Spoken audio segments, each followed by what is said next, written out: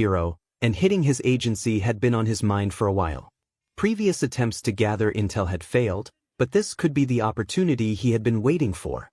Before agreeing, Izuku leaned back and crossed his arms, his expression hardening as he asked for proof. Jiren, impressed, reached into his coat and pulled out a flash drive, tossing it onto the table. He explained that it contained a preview of the security details and staff movements at the agency. Izuku eyed the flash drive, then looked back at Jiren, acknowledging that he always knew how to keep things interesting. Finally, he agreed to the deal, asking what he needed to do. Jiren's smirk widened as he leaned forward, taking a drag of his cigarette. He explained that the task was to steal high-tech healing machines stashed away in 𝗂𝐵 Hospital and bring them back. Izuku fought the urge to raise an eyebrow at the unusual nature of the mission. Healing machines. In a city far from Mizutofu, Izuku found himself in a dimly lit bar, pondering Jiren's motives. Jiren had offered him a code for an insider, assuring him that help would be available if things got complicated. Izuku's instincts buzzed with suspicion. Jiren was being unusually accommodating for a mission of this nature. He questioned Jiren about the catch, sensing something was off. Jiren's grin softened as he explained that his other acquaintances needed the items they were after, leaving Izuku with lingering doubts. After a moment of contemplation, Izuku pocketed the code and asked if there would be any pro-heroes around 𝗂𝐵 Hospital. Jiren assured him that the place was quiet, with minimal security due to his insider. Izuku nodded, still feeling uneasy but determined to proceed. He stood up, glancing around the bar before inquiring if it belonged to Jiren. Jiren chuckled, revealing that it was owned by others he knew, making it a convenient meeting spot. As Izuku stepped outside, the screen behind Jiren flickered to life, displaying the words, "No voice." Jiren remained seated, exhaling smoke as he engaged in a serious conversation with a distorted voice. The voice expressed interest in Izuku, noting his ambition and potential despite being quirkless. Jiren smirked, pleased with the assessment, and received instructions to keep an eye on Izuku, hinting at a promising future ally. The ship's engines roared as Izuku piloted a sleek vessel through the night sky, reminiscent of the Razor Crest from Star Wars.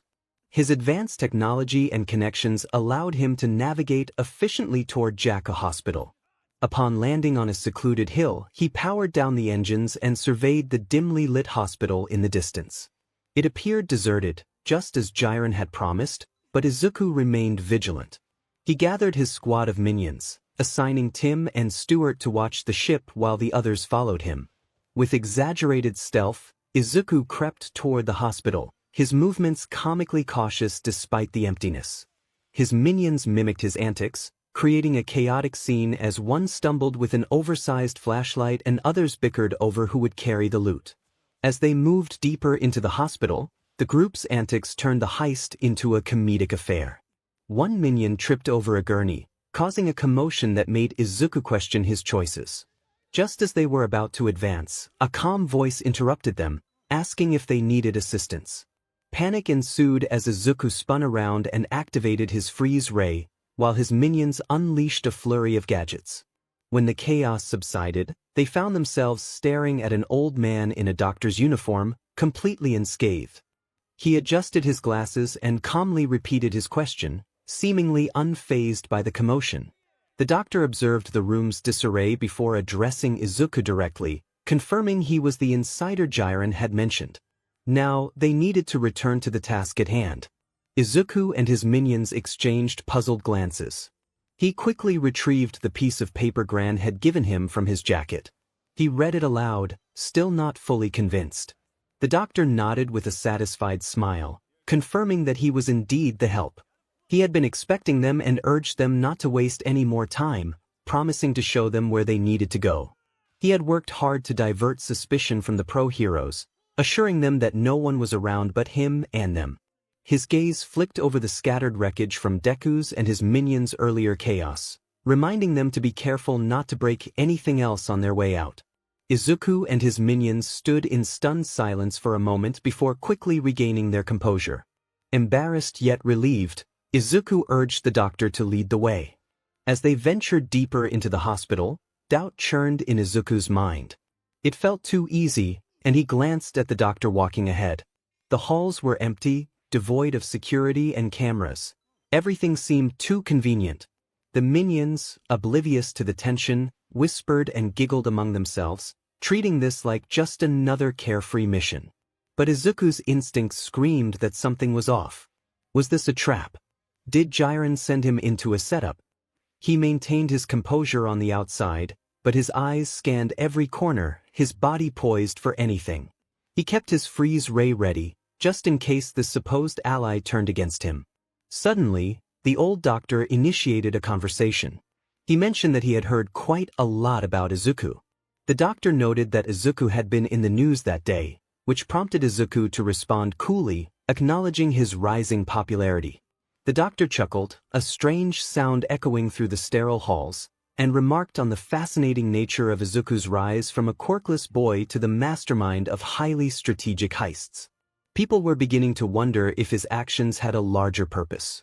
This made Izuku blink, prompting him to reflect on his own goals. He had embarked on this path for acceptance and purpose, but what was his true goal as a villain? He sighed internally, realizing that self-reflection would have to wait. He stated that he simply did what he had to do, sidestepping the doctor's probing comment.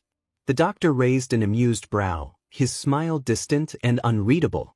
Izuku felt unsettled by the way the doctor seemed to see beyond his words, as if he were aware of something even Izuku hadn't fully acknowledged. However, he refused to let that rattle him. He had come this far by keeping his head down and doing what needed to be done. Izuku insisted that there was no grand philosophy behind his actions. He simply went with the flow. The doctor chuckled again, that eerie sound echoing through the room, and warned him that going with the flow could only take him so far. Eventually, the tide would turn, and he would have to decide what he was truly swimming toward. Izuku narrowed his eyes in suspicion, feeling that this conversation was more than mere small talk. He wondered if the doctor was testing him. He chose not to delve further into the discussion, simply acknowledging the doctor's words. Soon, they arrived at their destination, stopping in front of a large metal door. The doctor calmly pressed a button, and the door slid open, revealing rows of advanced medical machines gleaming in the sterile light. Izuku's surprise was hard to hide as he questioned if this was really it. His instincts screamed that something was off. There was no way Jiren had sent the doctor just to make a simple dildoy. The doctor confirmed that everything Jiren promised was there, inviting Izuku to take what he had come for. Izuku gripped his freeze ray a little tighter but maintained his calm demeanor. He instructed his minions to start loading the equipment, and they quickly obeyed, their clumsy but efficient movements getting to work. Despite the task being completed, an uneasy feeling clung to Izuku. Something about the whole job felt too convenient, too easy. If it wasn't a trap now, it might become one later. Just before they left, Izuku narrowed his eyes at the doctor and demanded to know his real name. The doctor chuckled lightly as if he had been anticipating this moment, and revealed that his name was Dr. Garaki.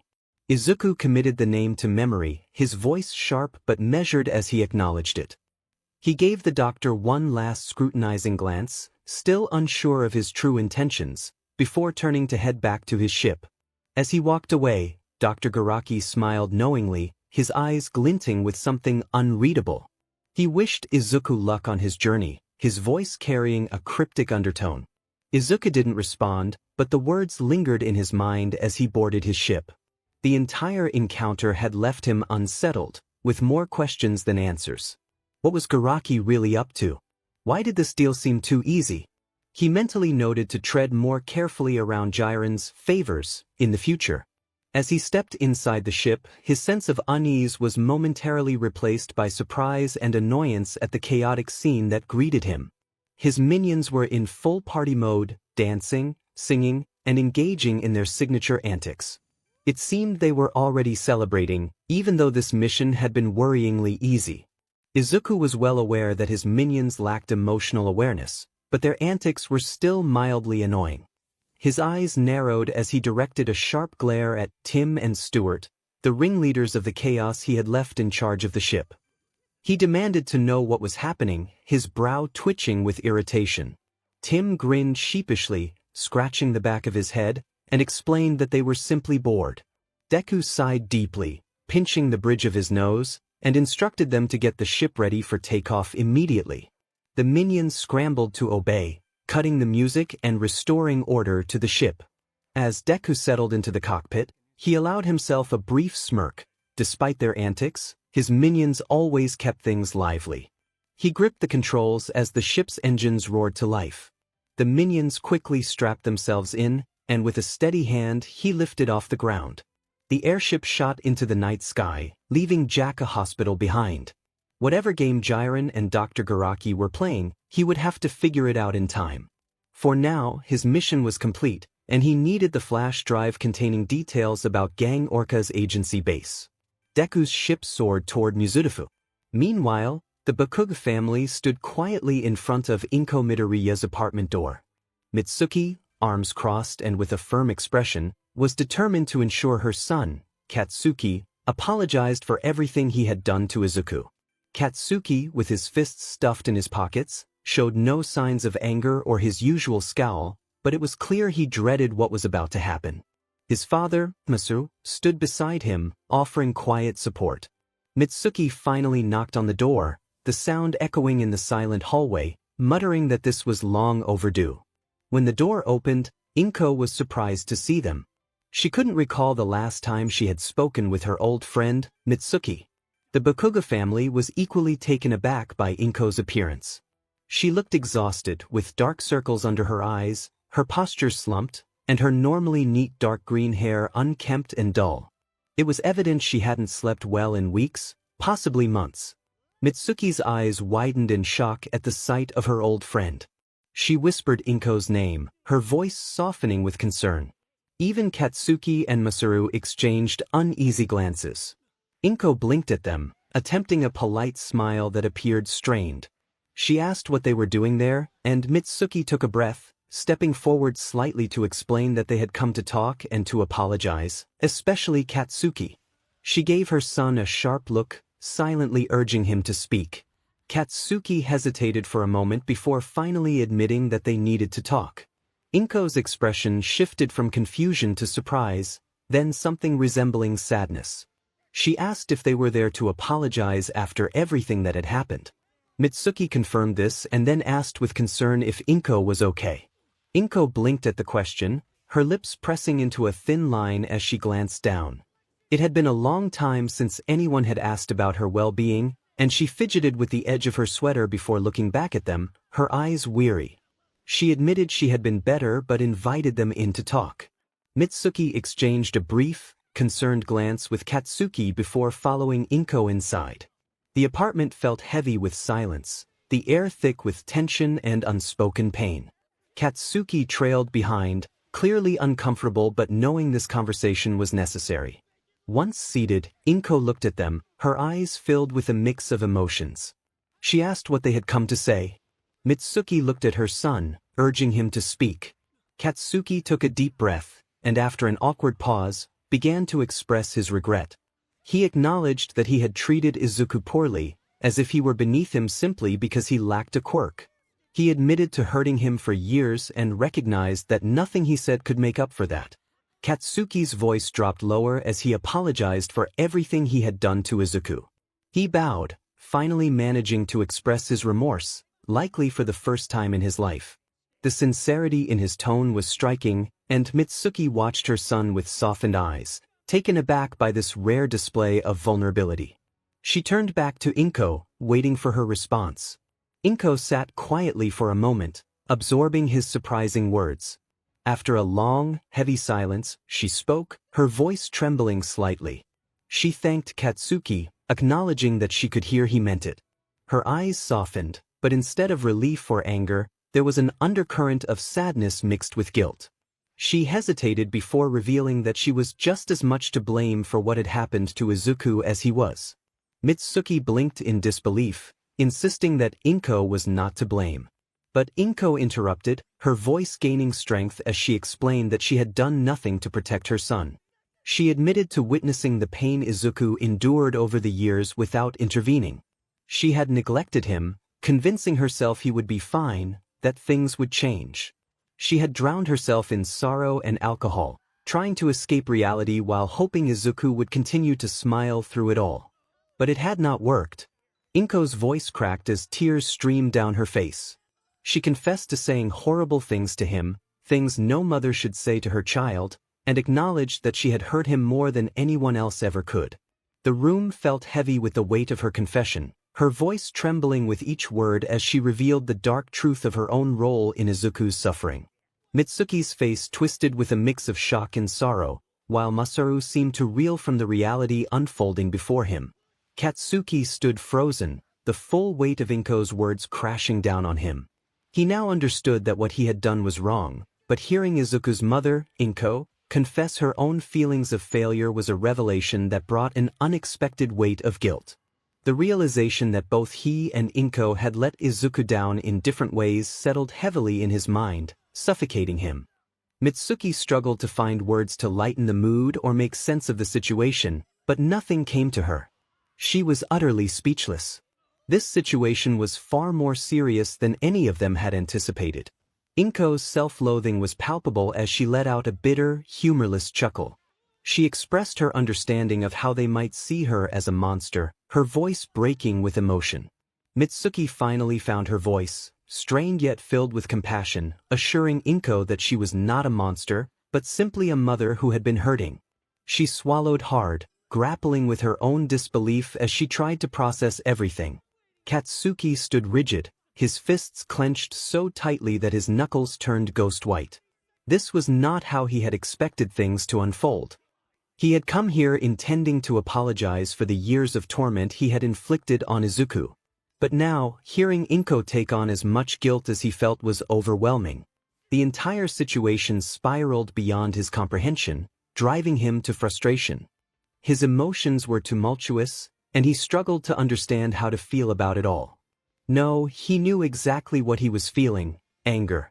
Anger toward the entire situation, toward 𝗏𝗏 for failing Izuku, and toward himself for being cruel, selfish, and insecure, contributing to Izuku's path. There was also a burning anger directed at Izuku for believing in him and for giving up on himself. It was all too much, and Katsuki felt lost in his emotions. He slammed his fist into his palm, causing his parents to flinch in surprise. His body vibrated with frustration. He was tired of feeling this way, tired of the mess, tired of the mistakes and regrets that weighed heavily on them. 𝗏𝗏 flinched at his outburst, her own guilt crashing over her like waves, but she remained silent. She understood Katsuki's anger because it mirrored her own, the anger she felt for not protecting her son when he needed her most. Mitsuki, equally stunned, reached out to her son, but he shook his head, expressing his bitterness. They had all made mistakes, every single one of them. He looked at 𝗏𝗏, his eyes blazing with emotion, but he struggled to find words that would uplift the spirit of the moment. The situation must have been dire if it had Katsuki searching for optimism. Even Masaru ran a hand through his face in despair, questioning how things had gotten so bad. 𝗏𝗏 glanced up at the family, her eyes devoid of anger, filled instead with deep sadness. She admitted to asking herself every day how she had let it get this far and why she hadn't done more. Her voice trembled with guilt as she confessed her fear of stepping in, leading to her feeling like she had lost her son. Katsuki finally spoke with determination, vowing that they would not lose Izuku. He promised to find him and ensure that Izuku knew he had been wrong.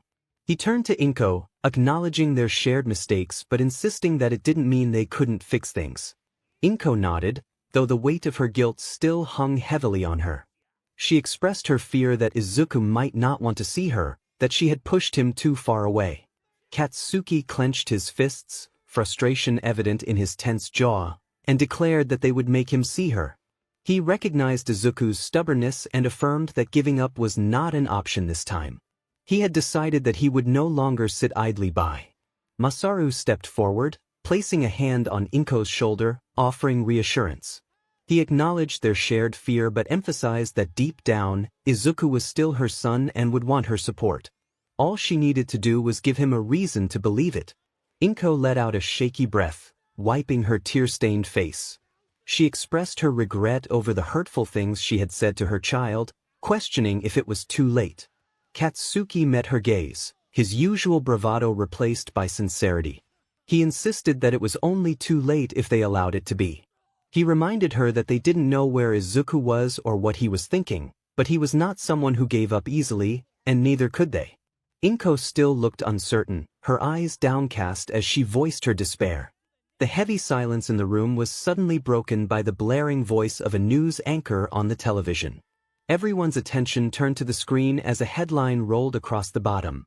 Breaking news: the young quirkless villain, Deku, strikes again, successful heist at Mizudafu's largest bank.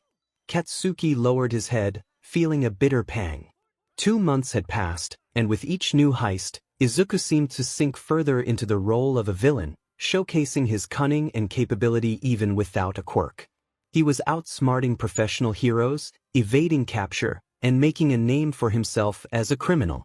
He also caught a glimpse of small, yellow creatures that were always by Deku's side, which Katsuki guessed were the reason Deku could do the things he did.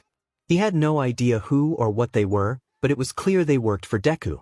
This fact surprised the explosive blonde. With followers. He couldn't wrap his head around it. The same quirkless kid he used to bully was now commanding a group of minions, successfully pulling off high-stakes heists. It made Katsuki feel like he was losing control of a situation he had never truly understood. Mitsuki sighed, expressing her concern. She suggested they give 𝗏𝗏 some space and take time to process everything. 𝗏𝗏 nodded weakly, her eyes filled with lingering sadness, and agreed that she needed time too. Mitsuki placed a reassuring hand on 𝗏𝗏's shoulder, promising they would figure things out together. 𝗏𝗏 managed a faint, grateful smile in response. With that, Mitsuki gestured to Katsuki and Masaru, signaling it was time to leave. Katsuki lingered for a moment, fists clenched at his sides, his mind racing with thoughts of Deku. He felt conflicted and furious with himself and the situation, but most of all, he was frustrated with how far things had gone. As the Bakugo family exited the apartment, the tension between them was palpable. They remained silent as they made their way to the elevator. Mitsuki let out a deep sigh, the weight of reality hitting her hard. Katsuki stayed quiet, but he was determined to take action. He needed to figure out how to find Izuku, certain that his parents would allow him to roam freely. This wasn't over. He wasn't going to let things end like this. Not for Deku. Not for himself. It was a quiet, perfect night when Deku stood at the edge of the rooftop, his eyes fixed on the large building that housed Gang Orca's agency, resembling an aquarium. The moonlight reflected off the glass walls, casting long shadows over the city streets below. His minions huddled behind him, whispering excitedly in their usual gibberish, eager to begin the operation. A small, confident grin appeared on his face. He had wanted to target a high-ranking pro-heroes agency for a while, but past attempts had failed, each time narrowly escaping. Now, Armed with the layout of 𝐒𝐻𝐽𝐽𝐲 agency from a USB he obtained, he felt confident in his plan. The problem was he wasn't entirely sure what he was going to steal. He had ideas, valuable information, classified documents, anything to use against the pro heroes. But when it came to 𝐒𝐻𝐽𝐽𝐲's agency, he found himself at a loss. What did 𝐒𝐻𝐽𝐽𝐲 even have that would be worth taking? Deku held his chin in thought, his mind racing with possibilities. Maybe he could steal a shark from the aquarium, just for fun. Or he could release all the marine animals back into the ocean, just to mess with 𝐒𝐻𝐽𝐽𝐲's operations. The image of 𝐒𝐻𝐽𝐽𝐲 frantically chasing after dolphins made Deku chuckle under his breath. Or perhaps he should swipe one of the heroes' statues, not that he would use it for anything, but just to annoy the pro heroes and let 𝐒𝐻𝐽𝐽𝐽𝐲 know someone had breached his agency. That would be his goal for tonight. Deku turned back to face his crew of minions, who were already frolicking and messing around, ignoring the seriousness of the situation. He sighed deeply before clearing his throat to get their attention. He reminded them they had a job to do, his voice firm but not harsh. The minions immediately formed a line, their little hands saluting in a comical yet disciplined manner. Deku explained they were going inside to take something important, outlining the mission. They were there to make a statement by swiping one of 𝐒𝐻𝐽𝐽𝐲's prized possessions, just to let him know they had been there and that he could do nothing about it. His minions nodded enthusiastically, ready for any mission from their leader. Deku assigned tasks, instructing Tim and Stuart to create distractions to clear a path for both intrusion and escape. Kevin was to join him to head straight for the vault room, where the valuable items were kept. As they approached the building, Deku felt a surge of excitement. They were about to embark on what would soon become a pro hero's worst nightmare, a highly inconvenient act of villainy. Deku and his gang of minions quietly entered the building through an open window hatch atop the aquarium-like agency. They rappelled down ropes, their feet touching the floor of an old office, dark, silent, and empty, just as Deku preferred. The room was lined with sleek, aquatic-themed decor, fitting for a pro hero like 𝐒𝐻𝐽𝐽𝐽𝐲.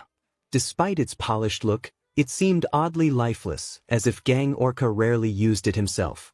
Deku glanced around, scanning for signs of movement or hidden alarms. So far, so good. He motioned for the minions to follow, reminding them to stay quiet and focused. However, as he turned to move forward, he noticed his minions already causing minor chaos. Stuart had found a fish-shaped paperweight on the desk and was making paper airplanes with Tim, while another minion twirled gleefully in the office chair. Deku pinched the bridge of his nose in frustration. He urged his minions to focus, reminding them that they were not there to redecorate. His voice was low but sharp, and after a moment of hesitation, the minions finally obliged. Deku used his goggles to check for sensors and cameras in the room, ensuring there was no one outside the office. He even peeked through the door's keyhole to be sure.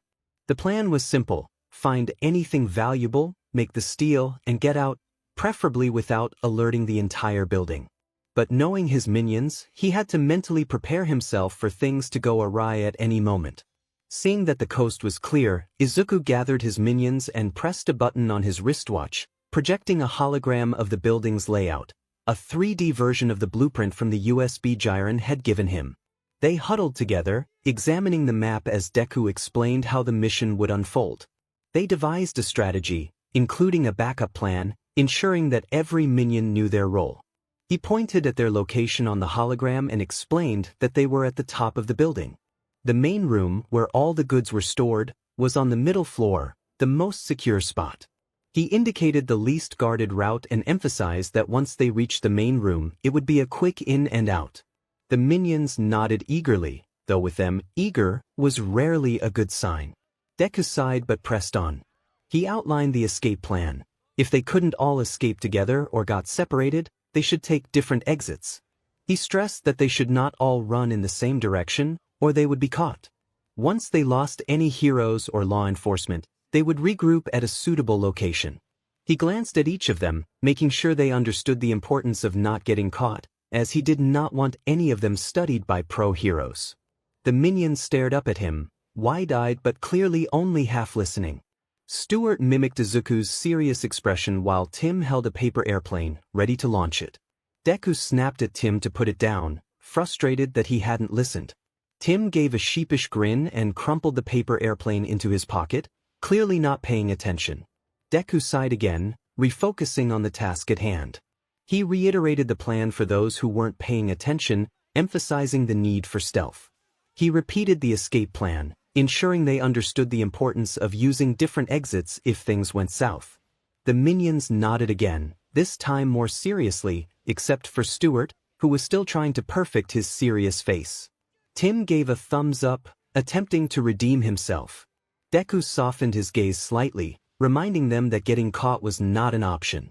With a final glance at the hologram, he tucked it away and motioned for his minions to follow, confirming that everyone knew their roles. They nodded eagerly, and with a more confident smile, Deku led them out of the office, slipping through the halls like shadows. The group split up as planned, with Kevin staying by Deku's side while Tim and Stuart went in the opposite direction to create distractions. Deku's heart raced slightly. Though he had pulled off heists before, this one had higher stakes. He was not just messing with anyone. Gang Orca was a top pro hero, and if things went wrong, the situation could escalate quickly. Still, that only fueled his longing to succeed even more, and he hoped his minions wouldn't cause too much trouble. As Kevin and Deku snuck through the quiet halls, Tim and Stuart stumbled upon the main control and security room. The small room was packed with screens showing various parts of the building, along with a handful of guards casually watching the monitors, unaware of the impending mischief. The two minions exchanged knowing glances, their mischievous grins growing wider as they rubbed their hands together, preparing to create chaos. They tiptoed into the room like cartoonish villains, eyes locked on the controls that could send the building into disarray. Meanwhile, as Deku and Kevin moved deeper into the building, a sudden shiver crept up Izuku's spine, causing him to stop. He felt a strange, sinking sensation, as if something ridiculous was happening elsewhere. Kevin noticed his boss's pause and looked at him quizzically. Deku waved it off, still uneasy, and urged them to keep moving, reminding himself to trust that Tim and Stuart wouldn't blow their cover. At least not yet. Back with Tim and Stuart, they noticed the guards present in the room and realized they needed to deal with them somehow. As Tim rummaged through his pocket, trying to think of a plan, Stuart absent-mindedly pulled out a banana peel and tossed it over his shoulder. It was an innocent gesture, until the peel landed directly in front of an oncoming guard just as he was about to step forward. The guard slipped, flailing his arms as he crashed into a control panel. A loud thud echoed as his head hit the edge of the console, leaving him momentarily dazed.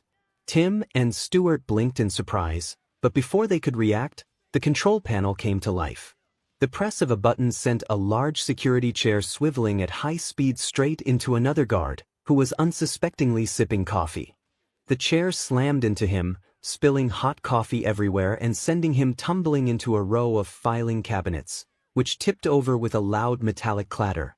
One by one, the cabinets toppled like dominoes, slamming into the remaining guards and knocking them out in a comical fashion.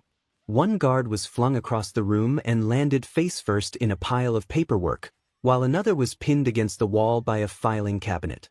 When the chaos finally subsided, the room was eerily quiet, save for the soft hum of the control panel and the unconscious snoring of the fallen guards. Tim and Stuart had completely cleared out the room, and it was all by accident. They stood there, wide-eyed, taking in the scene and exchanging grins. It was ridiculous, but with the minions, nothing was ever truly ridiculous. With the room now completely cleared, Tim and Stuart rubbed their hands together, their eyes glimmering with excitement as they turned their attention to the security controls. It was time for the next course of action. Meanwhile, Kevin and Deku had just entered the main room after carefully sneaking through the building and incapacitating guards. However, the moment they stepped inside, alarms suddenly blared to life, and the entire building descended into chaos. Tim and Stuart were already causing havoc as soon as they took control of the room. What was supposed to be a subtle distraction, disabling some minor alarms and luring away guards, quickly escalated into total chaos. They recklessly fiddled with the control panels, and within moments, the building's aquarium systems went haywire. Large tanks bubbled violently, causing the fish inside to swim frantically. The lights flickered, and the occasional alarm blared overhead, declaring an emergency, though the warnings were absurd, like octopus in distress or emergency shark feeding in progress. Confused guards scrambled in every direction, shouting in confusion as they rushed to check the systems. Deku stood still for a moment, taking in the chaos around him. He muttered to himself, rolling his eyes and resisting the urge to facepalm. He should have known this would happen. Kevin, beside him, asked a question in a mix of excitement and confusion. Deku took a deep breath, realizing they needed to move quickly. Time was of the essence now. The mission was far from subtle, but they would have to work with the mayhem Tim and Stuart had unleashed.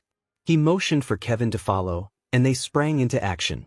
Deku quickly scanned the room, identifying the most valuable items, the prized statue, rare memorabilia, and important documents. He tossed them into bags with swift efficiency while Kevin gathered whatever looked remotely valuable. Deku urged them to move fast, feeling the pressure as the chaos outside the main room escalated. Alarms blared, and he could hear footsteps echoing down the hallways as confused guards rushed to figure out the cause of the mess. Suddenly, Kevin accidentally pulled on a lever, and a secret wall slid open, revealing a hidden hallway lined with shifting laser grids. At the end of the hallway sat a sleek, metallic suitcase. Izuku's brow arched in intrigue. If it was this well-guarded, it must be valuable. Without hesitation, he made a snap decision. They were going to take it before the guards arrived. He took out a device he'd built, a gadget that allowed him to map out the laser grid's pattern and time their movements. Although they were in panic mode, they moved with quick, precise motions. Deku led the way, weaving through the lasers with Kevin following awkwardly behind. The minion almost tripped once, but Deku grabbed him by the collar just in time. Then it hit him. Why was he still sneaking around? The whole building was already in chaos. There was no point in being subtle anymore. With a quiet groan of frustration, Deku abandoned stealth, bolting through the remaining lasers. They reached the suitcase, and as Deku grabbed it from the podium, an AI voice boomed through the hallway, dramatically mimicking 𝗂𝗄𝗄𝐴's heroic tone, announcing an intruder alert. Deku rolled his eyes at the over-the-top security system. Of course, 𝗂𝗄𝗄𝐴 would have an AI version of himself yelling threats. He muttered under his breath about the dramatic flair of heroes.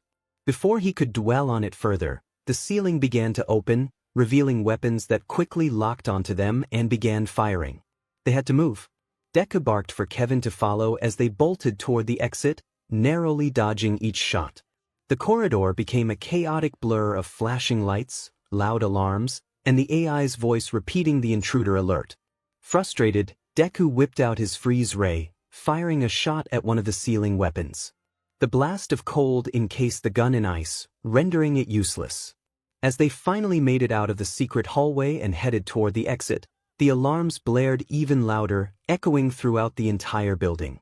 Izuku gritted his teeth, fighting through a horde of guards using his gadgets, freeze rays, smoke bombs, and taser gloves. Kevin was close behind, helping by causing chaos in his own minion-like way. Just when they thought they were in the clear, a deep, authoritative voice boomed through the hall, commanding them to halt. Izuku spun around, his heart pounding in his chest. At the end of the hallway stood 𝗂𝗄𝗄𝐴, towering and intimidating, his muscular form radiating raw power. His black and white suit rippled as if his very presence bent the air around him. The hero's red eyes locked onto them with cold resolve. Izuku's pulse quickened. They couldn't fight him head-on, not now. Panic rose within him as the alarms blared, guards closed in, and Kevin stood by his side. They were out of their league if it came down to a direct fight. Meanwhile, Tim and Stuart were still fiddling with the control panels, causing the building's systems to go haywire. Suddenly, loud banging came from the door as 𝗂𝗄𝗄𝐴's men began forcing their way in. Tim immediately went into full panic mode, darting around the room at an absurd speed, letting out high-pitched squeals. But Stuart, much calmer, caught Tim's attention, pointing upward at a vent in the corner of the ceiling, a potential escape route. Tim screeched to a halt and looked up, nodding furiously as the realization hit him. Before they made their exit, they exchanged a mischievous grin. They weren't just going to leave quietly, they were going to leave in style, something their boss, Deku, would definitely approve of. Stuart pulled out a small circular, transparent device filled with dark green gas. The devious grins on both minions' faces grew wider. Tim giggled as Stuart carefully placed the device by the door. With one last wink to his partner in mischief, they both climbed up into the vent after leaving their little surprise. Just as they wriggled out of sight, 𝗓𝗄𝐽𝐻 men finally broke down the door, shouting for the intruders to surrender. To their confusion, the room was completely empty. Then, out of nowhere, a loud beeping noise echoed through the room.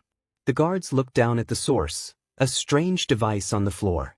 Suddenly, the device activated, and the entire room was flooded with a thick, noxious cloud of gas. The guards recoiled in horror, gagging and stumbling back as the room quickly became uninhabitable. One guard coughed, trying to wave away the green cloud, while others scrambled for the door. In the vent above, Tim and Stuart were already snickering uncontrollably as they made their escape. Stuart gave Tim a thumbs up, proud of their stinktacular getaway. Back with Deku and 𝗓𝗄𝐽𝐻, the tension in the hallway was palpable. The two stood frozen in place, eyes locked in a dangerous standoff. It was reminiscent of an old Western movie, two cowboys squaring off at high noon, except in this case, it was a pro-hero, a young villain, and a yellow minion who seemed out of place in such a showdown. 𝗓𝗄𝐽𝐻's powerful form loomed at the end of the corridor, his dark eyes narrowing as he sized up his opponent. Deku stood his ground, heart racing but forcing himself to maintain a cool exterior. He wasn't in the mood for a direct fight, but if push came to shove, he had gadgets and a few tricks up his sleeve, knowing he had no chance against a high-ranking pro-hero like 𝗓𝗄𝐽𝐻. Next to him, Kevin wasn't exactly helping the situation. The minion gripped a banana like a weapon, holding it out in front of him as if ready to join the showdown. 𝗓𝗄𝐽𝐻's gaze flickered to the banana, and his eyebrow raised in disbelief. Deku felt a wave of embarrassment wash over him. 𝗓𝗄𝐽𝐻 warned that they wouldn't be getting out of there, taking a slow, menacing step forward, his imposing presence filling the hallway. Deku smirked, though his mind was already calculating the best way to escape. He gripped the suitcase tightly in one hand and aimed his blaster at the pro-hero, declaring that surrender was not an option. 𝗓𝗄𝐽𝐻 sighed before speaking up, revealing that he had heard about Deku, the young, ambitious quirkless villain. His tone was surprisingly calm and reasonable, which caught Deku off guard. 𝗓𝗄𝐽𝐻 continued, suggesting that Deku wasn't in this for the same reasons most villains were. He gestured to the chaos around them, the alarms, the trashed rooms, the unconscious guards, and questioned why Deku was resorting to such actions. Deku raised an eyebrow, not lowering his blaster. 𝗓𝗄𝐻's calm demeanor persisted as he probed deeper, asking what Deku's endgame was. The young villain froze, grappling with the question that had been weighing on his mind. Recently, he had realized he lacked a clear motive for his actions. 𝗓𝗄𝐻 observed quietly, waiting for an answer that Deku struggled to find. He saw not a dangerous villain, but a lonely child who had been hurt and rejected by society. Finally, Deku muttered that he didn't know. He had thought that proving he didn't need a quirk to be strong would earn him acceptance, but instead he felt lost. 𝗓𝗄𝐻 nodded slowly, his gaze steady on Deku's face. He questioned whether causing chaos and putting himself in danger was truly the way to prove his worth. Deku clenched his teeth, admitting his uncertainty and frustration. He just wanted to be someone who mattered, and he hated how vulnerable he sounded. For a moment, silence enveloped them. 𝗓𝗄𝐻's expression softened as he took a step closer, maintaining a respectful distance.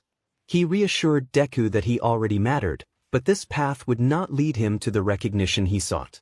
He encouraged Deku to rise above his anger and prove that he could be more than the chaos driving him. Deku stood there, struggling with his internal conflict. He felt the weight of his choices pressing down on him, unsure of which direction to take. 𝗓𝗄𝐻's calm yet serious demeanor remained unwavering as he asked what Deku's choice would be. Deku faltered once again, genuinely considering 𝗓𝗄𝐻's words for a brief moment.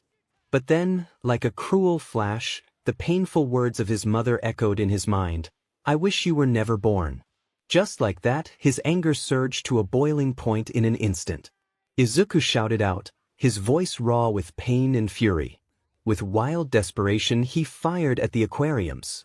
The glass shattered with a deafening crash, sending torrents of water cascading through the hallway like a tidal wave.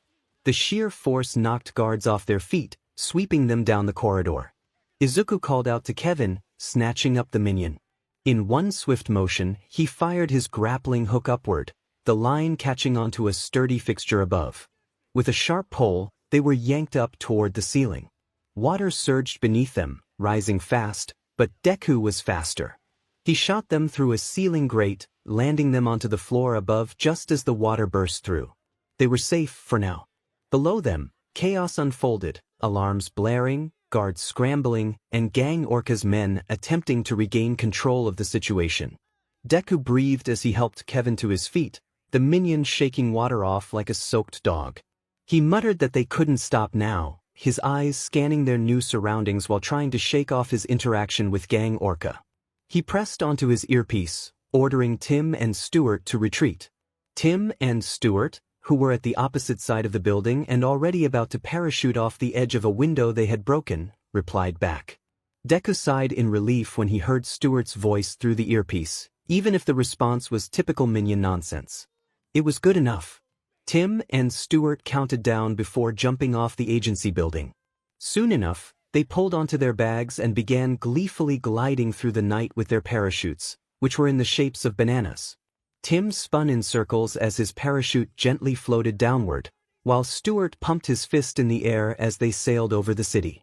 Back with Deku and Kevin, as they continued running away, the young villain leader pressed onto his earpiece once again, ordering Mel and Bob to get the airship ready.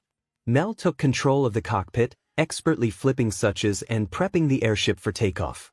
Bob, ever cheerful, grabbed the intercom and made a playful announcement that made the others cheer excitedly as they all hurried to their positions, preparing for liftoff. The engines of the airship roared to life as the minions worked quickly. Within moments, the airship hovered beside the agency building, positioning itself for the pickup. Deku and Kevin sprinted through the now emptied hallway, making their way toward the opening on the far side. Deku muttered under his breath as the airship came into view just in time. Without hesitation, he yanked Kevin up with him, and with expert precision, they made their jump, landing safely on the deck of the airship as it hovered nearby. Just as they caught their breath, Tim and Stuart could be seen parachuting down toward the ship with their banana-shaped parachutes. Their joyful shouts echoed in the night as the two minions floated down in their usual chaotic style. The airship skillfully scooped them up, thanks to Mel and Bob's quick reflexes at the controls. However, just before fleeing the scene, Izuku grinned to himself and pressed a button on his wrist. Explosions ripped through the building behind them, lighting up the night sky. Sections of the agency exploded one after another in a chain reaction, shaking the very foundations. While sneaking around earlier, Izuku had secretly planted mini-bombs across key hallways, rooms, and exits. It was his parting gift to the heroes and agents left inside, a little surprise he had planned meticulously. Now, he was starting to understand why Bakugo loved his quirk so much. Explosions were fun. With that, they finally escaped with their more or less successful heist. The mission had been chaotic, far from the precise, calculated plan he'd hoped for. His eyes landed on the suitcase sitting beside him. It didn't go exactly as planned, but at least he managed to steal something important. As his minions cheered and danced around the airship, Izuku found himself sitting apart from the chaos, continuing to pilot the ship throughout the night sky. The stolen suitcase lay beside him, a symbol of his victory, but the weight of it felt heavier than he expected. He clenched his fists, trying to push down the unease that had settled in his chest. The interaction with 𝐒𝐻𝐽𝐺 replayed in his mind over and over, the calm way the pro-hero had spoken to him, not as a villain to be defeated, but as someone who was lost, searching for something. 𝐒𝐻𝐽𝐺's questions still echoed in his thoughts. What's your endgame? Izuku's eyes narrowed as he leaned back, trying to shake the thoughts. He did have an endgame, didn't he? He wanted to be accepted. He wanted to show the world that he didn't need a quirk to be powerful, to make a statement against a society that had cast him aside and rejected him. But why did 𝐒𝐻𝐽𝐺's words bother him so much? Why did they make him question everything? He had a lot to think about. All Might had a lot to think about. He had been summoned by his close friend, Detective 𝗍𝗄𝗧𝗏 𝗧𝗏𝗁, to the police station. 𝗧𝗏𝗁 had finally decided to reach out for his help, and they were set to discuss the rising young quirkless villain known as Deku, who had dominated the headlines for the past couple of months. Before all of this, he had thought that the boy looked familiar, wondering where he had seen him before. After more headlines came in, All Might finally pieced it together and realized where he recognized the boy from. He discovered that he was the same young boy who had asked him if he could be a hero without a quirk. A more dawning revelation for him was that he was also the same boy with whom he had shared information about his weakness. Toshinori wanted to slap himself for his foolishness, mentally berating himself for sharing such sensitive information with a perfect stranger, especially a young boy. How could he have been so reckless? Now, that same boy was wreaking havoc, seemingly relishing his new life as a villain. The situation couldn't have been any worse. As he walked through the station, his mind raced with guilt and regret. What had he done?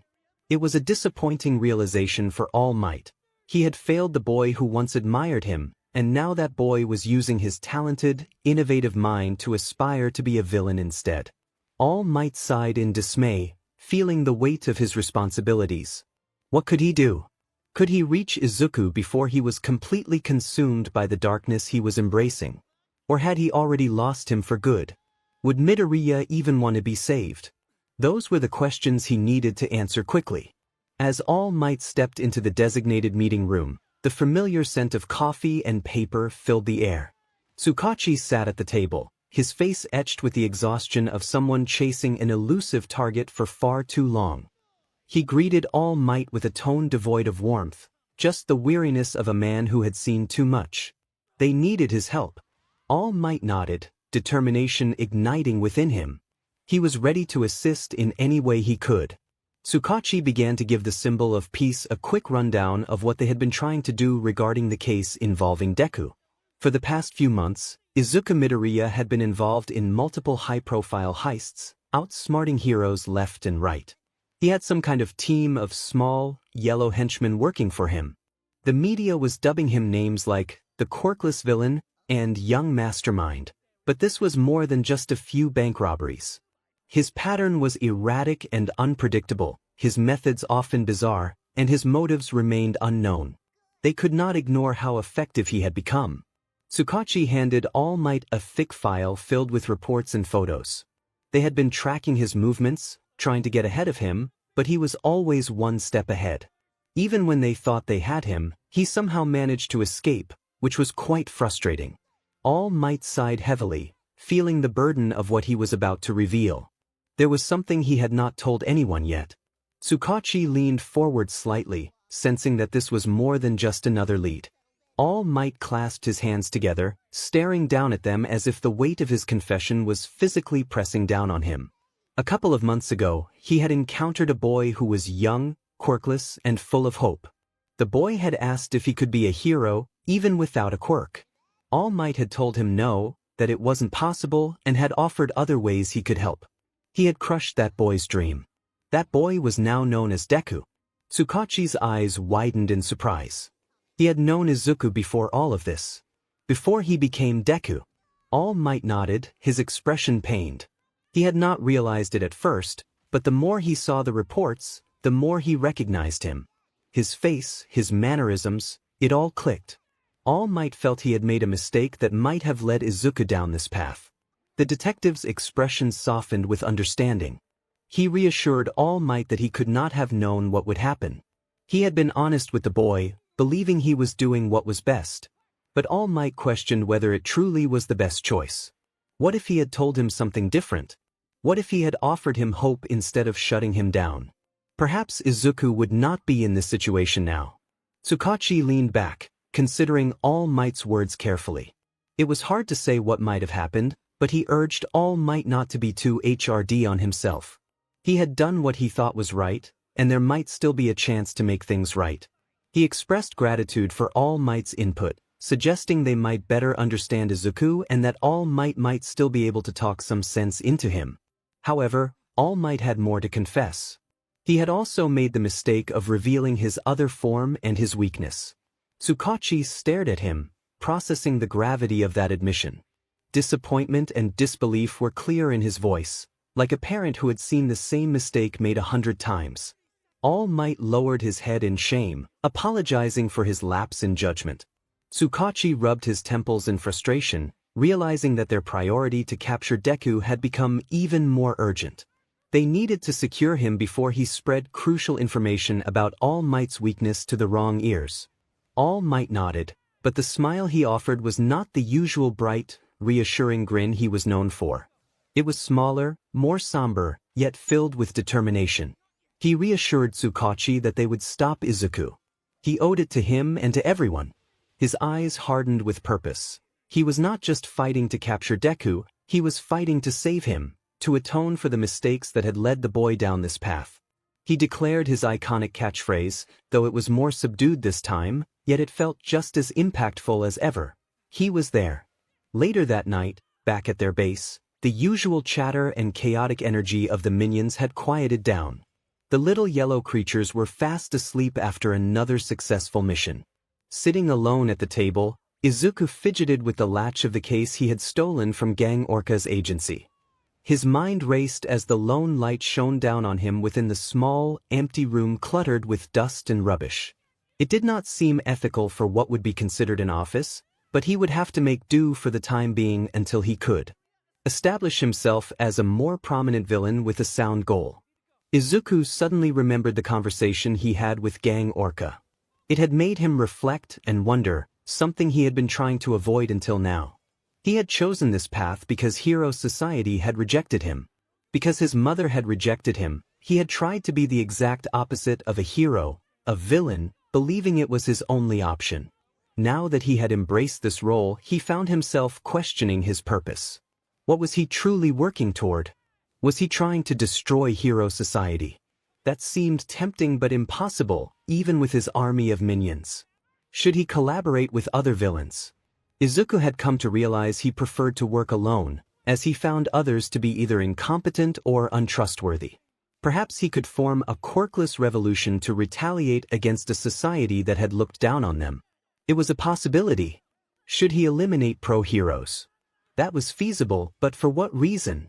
Countless questions filled his mind. Did he even need a goal? Should he be a villain without one? Izuku felt exasperated as he contemplated the kind of person he wanted to become. He had a longing to be a villain, yet lacked a concrete aim. He didn't want to be just another forgettable criminal. The fact that his recent activities included robbing banks, stealing valuables, and engaging in pointless conflicts with pro-heroes only deepened his frustration. He realized he had a talent for inventing, yet here he was, wasting it on trivial pursuits. Slumping back in his chair, he thought about how much he longed for simplicity. All he ever wanted was to be accepted. At least he found some comfort in knowing that his minions had accepted him without hesitation, as well as the villain society and the Bank of Evil. Or at least he hoped they did. He shook his head, pinching the bridge of his nose, acknowledging that he was overthinking again. He had come too far to turn back now. Taking a deep breath, he focused on the stolen case before him. Curiosity mixed with caution as he wondered what was inside. Carefully, he undid the latches and opened the case, hoping its contents would be worthwhile. Inside were documents. No, not just any documents. They wouldn't have hidden them so securely if that were the case. Izuku spread the papers out on his table, rifling through each one in the quiet office. As he scanned the first few pages, disbelief washed over him. The carefully protected documents turned out to be permits and detailed instructions on how to properly care for a pet shark. Seriously. His frustration mounted as he slammed his fist down on the table, exclaiming in frustration about all the trouble for such a trivial find. He had initially intended to steal something petty, but he had hoped for more than just pet shark permits. As he sulked, his phone buzzed, drawing his attention. A simple message from Jiren appeared, containing coordinates for a new location and a request to meet. There was no explanation, just the address. Izuku narrowed his eyes in suspicion, recalling the unsettling encounter with Dr. Garaki at the hospital and the ominous feeling he had experienced while retrieving the USB from Jiren. Everything about it felt shady, making him feel as if he had stumbled upon something he shouldn't have. An idea took root in his mind, a risky one, but worth a shot. Perhaps he could use this opportunity to sever ties with 𝗲𝗏 once and for all. Now that he could access resources from the Bank of Evil, he no longer needed to rely on 𝗲𝗏. While 𝗲𝗏 had been useful for connections, Izuku felt like a pawn in someone else's game. If he could end their association cleanly, he would be free to control his own path and keep his operations more discreet. Of course, it wouldn't be as simple as telling 𝗲𝗏 to leave. No one let go of allies without a struggle. But if he played his cards right, he could convince 𝗲𝗏 that it was better to part ways amicably while they were both ahead. He needed to make it clear that he wouldn't be dragged into 𝗲𝗏's shady agendas. Rising from his seat, he prepared himself. If things went awry, he would have his weapons ready. Even as a villain, he preferred not to resort to violence unless absolutely necessary. Plus, he disliked the idea of staining his clean outfit. He had grown fond of how he looked. With a resigned sigh, he left his cluttered office, closing the door softly behind him. As he moved down the dim hallway, he spotted a few minions still awake, buzzing with their typical nocturnal energy. He waved them over, a wry smile forming on his face, and informed them that they had one more mission that night. Later that evening, Izuku traveled via his airship, arriving at the location 𝗲𝗏 had provided, which was atop an empty building roof. He jumped off his ship, the wind whipping around him as he straightened up, casting a wary glance over the barren rooftop. Irritation flickered within him. He had been led to the middle of nowhere, and 𝗲𝗏 was nowhere to be seen. His eyes scanned the shadows cast by dim rooftop lights, his senses heightened for any sign of movement. Keeping one hand near his freeze ray, he remained alert. Suddenly, a familiar voice cut through the silence, apologizing for being late and mentioning last-minute business. Startled, Izuku quickly pointed his freeze ray at 𝗲𝗏, who was casually leaning against the door leading up to the roof. 𝗲𝗏 grinned, hands raised in mock surrender, assuring Izuku that there was no need to be jumpy. Izuku, taken aback by 𝗲𝗏's sudden appearance, stuttered in disbelief, questioning how 𝗲𝗏 had gotten there without him noticing. 𝗲𝗏 waved off the question, stating that it was not important. He took a few steps forward, a relaxed smirk still on his face, and indicated that he wanted to have a little chat. Izuku narrowed his eyes in suspicion and lowered his weapon, though he did not return it to his holster. He wanted to get straight to the point and ask 𝗲𝗏 what he wanted, expressing his dislike for being approached unexpectedly. 𝗲𝗏 smirked as he stepped out from the shadowed doorway, taking a long drag from his cigarette and exhaling smoke into the chilly night air. He seemed unfazed by Izuku's tension and remarked on the directness of their conversation, noting that he wasn't surprised. Izuku's grip on his freeze ray remained firm, his stance tense as 𝗲𝗏 continued. 𝗲𝗏 wanted to check in on how things were progressing, mentioning that Izuku had been making waves and starting to build a name for himself. He observed that Izuku was not the type to lay low for long. Izuku's patience was wearing thin, and he coldly asked if that was all 𝗲𝗏 had to say. He had no interest in small talk, especially with someone like 𝗲𝗏. 𝗲𝗏 chuckled, maintaining his easygoing demeanor, and revealed that some of his other clients had noticed Izuku's work and were impressed. They wanted to meet him personally, which shifted the tone of the conversation. Izuku raised an eyebrow in surprise, intrigued by the unexpected attention. 𝗲𝗏 leaned against the railing, smirking as he explained that these clients were not just ordinary criminals but real players in the game, powerful individuals who saw potential in a kid with guts, brains, and unique allies. He suggested that if Izuku aimed to rise in the ranks, this could be his golden opportunity. Izuku's mind raced at the prospect. He had been making strides on his own terms, causing chaos that left a mark, but he had never intended to answer to anyone else, especially not high-ranking villains. He firmly stated that he did not answer to anyone, though a flicker of intrigue crossed his expression. 𝗲𝗏 nodded, understanding Izuku's longing for independence. He explained that these clients respected what Izuku was building and were only looking for a conversation, not a contract.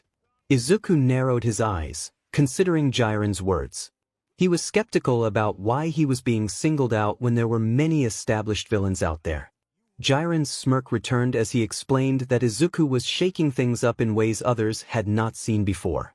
The way he executed his plans with his minions was turning heads, and they saw potential in him. Izuku hesitated, battling with the idea of being indebted to anyone, but he finally relented, agreeing to hear them out while making it clear that he would not make any promises. 𝗓𝗏's expression brightened, and he offered a handshake, which Izuku pointedly ignored. He turned back toward his airship, preparing his grappling hook, but 𝗓𝗏's chuckle drew his attention once more. 𝗓𝗏 revealed that the clients were ready to meet right now, and with a snap, a swirling purple portal materialized beside him. Izuku stepped back in surprise, alarm bells ringing in his mind. He had not agreed to meet immediately, and the sudden appearance of the portal set off all kinds of warnings. 𝗓𝗏's smug grin indicated he was aware of the gamble he had forced Izuku into. Izuku tightened his grip on his freeze ray, instinctively on high alert as he scrutinized 𝗓𝗏, questioning why he hadn't mentioned this sooner.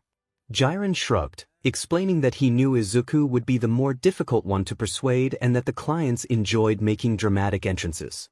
After a moment of contemplation, Izuku glanced at his airship, still hovering as a backup plan. He masked his hesitation and warned 𝗓𝗏 that if this was a trap, he would regret it. 𝗓𝗏 assured him that if anyone could handle what awaited on the other side, it was Izuku, and this was exactly where he needed to be. Despite his doubts, Izuku stepped forward and entered the dark purple portal. When he emerged, he found himself in a familiar, dimly lit bar, the same one where he had received the USB from 𝗓𝗏. He scanned the room and noticed two figures by the bar. One was a tall, ominous figure made of swirling purple mist, presumably the bartender. The other was a young man with a peculiar appearance, hands covering his face, creating an unusual sight. The man with the hand mask turned to face Izuku, his gaze sharp and assessing. He introduced himself as Shigaraki, stating that he was the quirkless villain kid everyone had been talking about. Izuku, trying to maintain his composure, asked why Shigaraki wanted to meet him. Shigaraki leaned in closer, his smile twisting into something darker as he explained that they were more alike than Izuku realized. He had been watching the chaos Izuku caused and noted that he was skilled at making society nervous, just like himself. Izuku bristled at the comparison, feeling irritated at being lumped in with Shigaraki, but he remained silent, observing the unsettling gaze directed at him. Shigaraki pressed on, questioning why Izuku would want to work alone. He suggested that with Izuku's inventing talent and his resources, they could take down heroes and shake society to its core, becoming unstoppable together. Izuku's lips pressed into a thin line as he firmly stated that he was not interested, stepping back to assert his independence. Izuku stood firm, declaring that he did not need Shigaraki's help and was not there to make friends. Shigaraki's irritation was evident as he echoed the rejection, bitterness lacing his voice. His hand trembled, fingers twitching as if eager to reach for Izuku, challenging him to reconsider. Izuku's defiance shone through as he questioned why he would want to join Shigaraki's cause. Shigaraki's frustration boiled over, and he slammed his hand on the table, demanding to know if Izuku thought he was too good for them. Instinctively, Izuku's hand moved toward his freeze ray, while Shigaraki scratched his neck, fighting the urge to attack. Just then, the misty bartender intervened, urging Shigaraki to be patient and explaining that his passion for their cause sometimes got the better of him. Izuku's gaze remained fixed on Shigaraki, skepticism evident in his expression. 𝗓𝗏, maintaining his casual demeanor, attempted to bridge the gap between them. He acknowledged Izuku's distrust of others, especially after his experiences with Hero Society, and pointed out their shared grievances against heroes. Izuku narrowed his eyes, unconvinced that their common interests were enough to warrant collaboration. Shigaraki growled in impatience, but Kurojirai stepped in, suggesting that Izuku could find benefits in their network, such as resources and contacts that could aid him. Izuku thought to himself that he already had those connections. 𝗓𝗏 pressed for a response, and after a moment of silence, Izuku firmly declined their offer. The room fell into a heavy silence, Shigaraki's disbelief palpable as he processed Izuku's refusal. His fingers twitched, and he nearly lunged forward, only held back by Kurojirai's steady gaze. Izuku remained resolute, stating clearly that he preferred to handle things his own way and did not trust them. Shigaraki's irritation reached a boiling point as he snapped, expressing his frustration with Izuku's arrogance. Unfazed, Izuku reiterated that he did not trust Shigaraki, tightening his grip on his freeze ray. With a furious growl, Shigaraki lunged, but Kurohige intervened, swirling portals to redirect their hands away from each other. Kurohige's calm presence helped ease the tension, but Shigaraki's glare remained fixed on Izuku. He issued an ultimatum, spitting out Izuku's nickname with disdain. Izuku's posture stiffened as he held Shigaraki's gaze, and Shigaraki demonstrated the consequences of refusal by disintegrating a cup with his quirk. Izuku's expression remained steady, a hint of amusement flickering in his eyes as he recognized the cliché of the ultimatum. Shigaraki's annoyance grew as he questioned Izuku's amusement, but Izuku simply pointed out the unoriginality of the threat. A sinister grin appeared on Shigaraki's face as he revealed a small television behind him, showing one of Izuku's minions bound and struggling. Alarm surged through Izuku as he realized they had managed to kidnap one of his own. Taking a deep breath, Izuku focused on Shigaraki, his voice steady as he asked what they wanted. Shigaraki mocked him, noting how quickly Izuku seemed to care about his minion. Izuku's glare hardened as he asserted that he was not like other villains. The atmosphere thickened with tension as they sized each other up. Finally, Shigaraki proposed a trade, leaning forward with a calculating expression. Izuku raised an eyebrow, skeptical of the offer. Shigaraki mentioned All Might, prompting Izuku's displeasure at the mention of his former idol. Shigaraki's smirk deepened as he laid out the terms. If Izuku could reveal All Might's weakness, his minion would be released. Izuku blinked in disbelief, recalling the moment he learned of All Might's vulnerability. The irony of the situation struck him. He knew All Might's weakness well but would never divulge it to Shigaraki. Maintaining his composure, Izuku masked his internal amusement. He knew that no matter what, his minions were safe from harm. But that didn't mean they couldn't be anyone else, especially not high-ranking villains. He firmly stated that he did not answer to anyone, though a flicker of intrigue crossed his expression. Jiren nodded, understanding Izuku's longing for independence.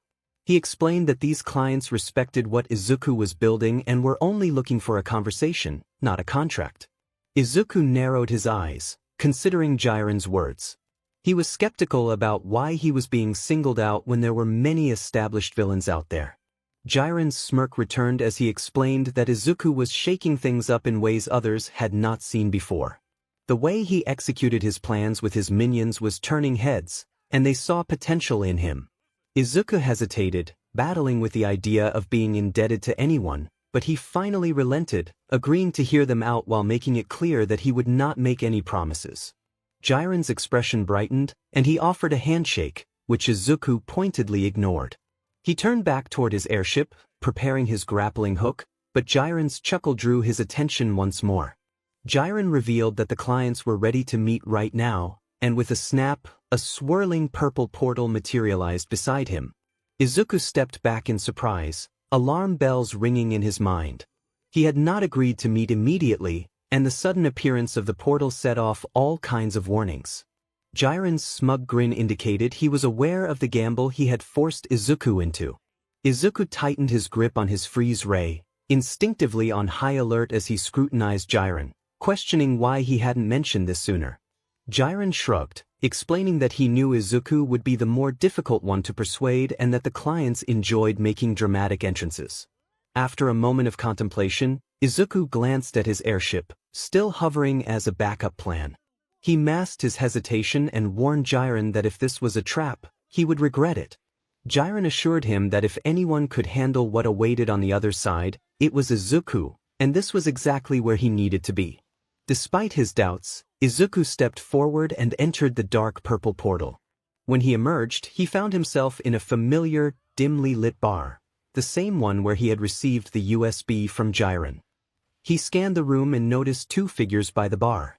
One was a tall, ominous figure made of swirling purple mist, presumably the bartender. The other was a young man with a peculiar appearance, hands covering his face, creating an unusual sight. the man with the hand mask turned to face Izuku, his gaze sharp and assessing. He introduced himself as Shigaraki, stating that he was the quirkless villain kid everyone had been talking about. Izuku, trying to maintain his composure, asked why Shigaraki wanted to meet him. Shigaraki leaned in closer, his smile twisting into something darker as he explained that they were more alike than Izuku realized. He had been watching the chaos Izuku caused and noted that he was skilled at making society nervous, just like himself. Izuku bristled at the comparison, feeling irritated at being lumped in with Shigaraki, but he remained silent, observing the unsettling gaze directed at him. Shigaraki pressed on, questioning why Izuku would want to work alone. He suggested that with Izuku's inventing talent and his resources, they could take down heroes and shake society to its core, becoming unstoppable together. Izuku's lips pressed into a thin line as he firmly stated that he was not interested, stepping back to assert his independence. Izuku stood firm, declaring that he did not need Shigaraki's help and was not there to make friends. Shigaraki's irritation was evident as he echoed the rejection, bitterness lacing his voice. His hand trembled, fingers twitching as if eager to reach for Izuku, challenging him to reconsider. Izuku's defiance shone through as he questioned why he would want to join Shigaraki's cause. Shigaraki's frustration boiled over, and he slammed his hand on the table, demanding to know if Izuku thought he was too good for them. Instinctively, Izuku's hand moved toward his freeze ray, while Shigaraki scratched his neck, fighting the urge to attack. Just then, the misty bartender intervened, urging Shigaraki to be patient and explaining that his passion for their cause sometimes got the better of him. Izuku's gaze remained fixed on Shigaraki, skepticism evident in his expression. Jiren, maintaining his casual demeanor, attempted to bridge the gap between them. He acknowledged Izuku's distrust of others, especially after his experiences with Hero Society, and pointed out their shared grievances against heroes. Izuku narrowed his eyes, unconvinced that their common interests were enough to warrant collaboration. Shigaraki growled in impatience, but Kurojirai stepped in, suggesting that Izuku could find benefits in their network, such as resources and contacts that could aid him. Izuku thought to himself that he already had those connections. Jiren pressed for a response, and after a moment of silence, Izuku firmly declined their offer. The room fell into a heavy silence, Shigaraki's disbelief palpable as he processed Izuku's refusal. His fingers twitched, and he nearly lunged forward, only held back by Kurojirai's steady gaze. Izuku remained resolute, stating clearly that he preferred to handle things his own way and did not trust them. Shigaraki's irritation reached a boiling point as he snapped, expressing his frustration with Izuku's arrogance. Unfazed, Izuku reiterated that he did not trust Shigaraki, tightening his grip on his freeze ray. With a furious growl, Shigaraki lunged, but Kurojirai intervened, swirling portals to redirect their hands away from each other. Kurojirai's calm presence helped ease the tension, but Shigaraki's glare remained fixed on Izuku. He issued an ultimatum, spitting out Izuku's nickname with disdain. Izuku's posture stiffened as he held Shigaraki's gaze, and Shigaraki demonstrated the consequences of refusal by disintegrating a cup with his quirk. Izuku's expression remained steady, a hint of amusement flickering in his eyes as he recognized the cliché of the ultimatum. Shigaraki's annoyance grew as he questioned Izuku's amusement, but Izuku simply pointed out the unoriginality of the threat. A sinister grin appeared on Shigaraki's face as he revealed a small television behind him, showing one of Izuku's minions bound and struggling. Alarm surged through Izuku as he realized they had managed to kidnap one of his own. Taking a deep breath, Izuku focused on Shigaraki, his voice steady as he asked what they wanted. Shigaraki mocked him, noting how quickly Izuku seemed to care about his minion. Izuku's glare hardened as he asserted that he was not like other villains. The atmosphere thickened with tension as they sized each other up. Finally, Shigaraki proposed a trade, leaning forward with a calculating expression. Izuku raised an eyebrow, skeptical of the offer. Shigaraki mentioned All Might, prompting Izuku's displeasure at the mention of his former idol. Shigaraki's smirk deepened as he laid out the terms. If Izuku could reveal All Might's weakness, his minion would be released. Izuku blinked in disbelief, recalling the moment he learned of All Might's vulnerability. The irony of the situation struck him. He knew All Might's weakness well but would never divulge it to Shigaraki. Maintaining his composure, Izuku masked his internal amusement. He knew that no matter what, his minions were safe from harm. But that didn't mean they couldn't be experimented on, which was why he was also worried. Shigaraki's tone was impatient, his fingers flexing as if ready to seize control of the situation by force. There was a moment of contemplative silence before Izuku finally responded, questioning how he could possibly know All Might's weakness. He feigned consideration, suggesting that even if he knew, he wouldn't waste valuable information on Shigaraki. Shigaraki's scowl deepened, his fingers twitching with barely contained frustration. He sneered, stating that Izuku was throwing away an opportunity over some misguided hero worship. Izuku shrugged, maintaining his composure and asserting that if All Might truly had no weakness, then there was no reason for Shigaraki to need him to find one. He locked his gaze on Shigaraki, making it clear he would not hand over his hard-earned intel. Shigaraki's glare intensified, but Izuku remained undeterred, even as Shigaraki mocked him about caring for his minion. Izuku's casual tone belied his focused mind, which was already devising a plan to rescue his friend. Shigaraki clenched his jaw, his fists trembling with anger. He spat that if Izuku wanted to continue playing the lone hero, he shouldn't come crying when things went wrong. The air crackled with tension, and Izuku's defiance shone through the uncertainty. Shigaraki's patience wore thin, and he finally ordered Kurogyari to remove Izuku from the premises, his voice low and furious. Kurogyari nodded, his calm demeanor contrasting sharply with Shigaraki's fury. A swirling portal opened behind Izuku, and he stepped through, leaving the bar thick with tension. The mist from the portal dissipated, and an awkward silence settled in the room. Jiren commented on how the meeting could have gone better, observing Shigaraki's irritation as he crossed his arms. Kurogyari remained unfazed, suggesting that this was merely a setback and they would find another way to draw Izuku in. Shigaraki scoffed, ordering another drink in an attempt to calm himself. His fingers twitched restlessly, the air around him charged with discontent. He vowed to show Izuku the consequences of refusing to cooperate. As he seethed, the television screen flickered on, catching his attention. The words, "No sound," appeared in bold across the screen. Shigaraki's anger momentarily faltered as he recognized the sign of an incoming transmission. A familiar voice, calm yet heavy with authority, came over the speakers, advising him to be patient and reminding him that this was only a minor setback. If Izuku refused to join them, they would find other ways to make him cooperate. Izuku gazed up at his airship, which hovered above the rooftop, its engines humming softly against the night sky. He assumed his crew of minions had set it on autopilot since no one was at the cockpit. Reaching for his communicator, he connected with the minion in charge. He ordered Paul to open the hatch and moments later, the side hatch of the airship lowered with a soft whir. Izuku used his grappling hook to pull himself inside. Inside, his squad of minions was unusually calm, sprawled across the floor, playing cards and munching on bananas. Paul looked up mid-bite, surprised but quickly grinning as he greeted Izuku. He curiously asked how the meeting went, and Izuku gave a sheepish half-smile, dryly responding that they weren't exactly his type. The minions exchanged curious glances, muttering among themselves as they tried to piece together what had happened. Izuku's expression hardened as he shifted the conversation. They had more important matters to handle, one of their own had been captured, and it was time to get him back. The minions perked up immediately, tossing aside their cards and snacks, their usual chaotic energy returning. As Izuku approached the cockpit, he replayed the events in his mind, piecing together clues that led to the scene of the crime, Jackal Hospital.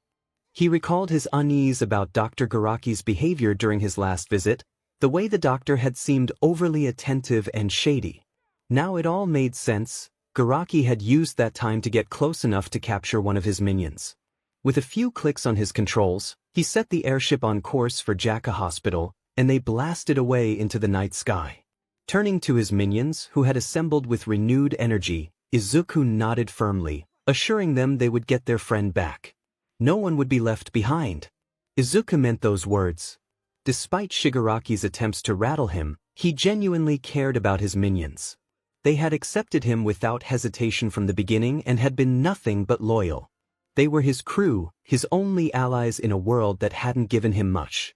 When Shigaraki revealed he had taken one of them, Izuku felt a surge of anger. Thankfully, Shigaraki seemed inexperienced, having already wasted his trump card by revealing the kidnapping. Yet, as much as he hated to admit it, Shigaraki had been right about one thing. In some ways, they weren't so different. Both were young, navigating a world of villainy that could easily consume them. They had both left a trail of chaos and destruction, a list of enemies and allies made, with no clear purpose beyond survival. As he set the airship to autopilot, Izuku leaned back in his chair, allowing himself a moment to close his eyes and breathe. Izuku decided to savor every moment of his brief respite, knowing that sleep would elude him tonight.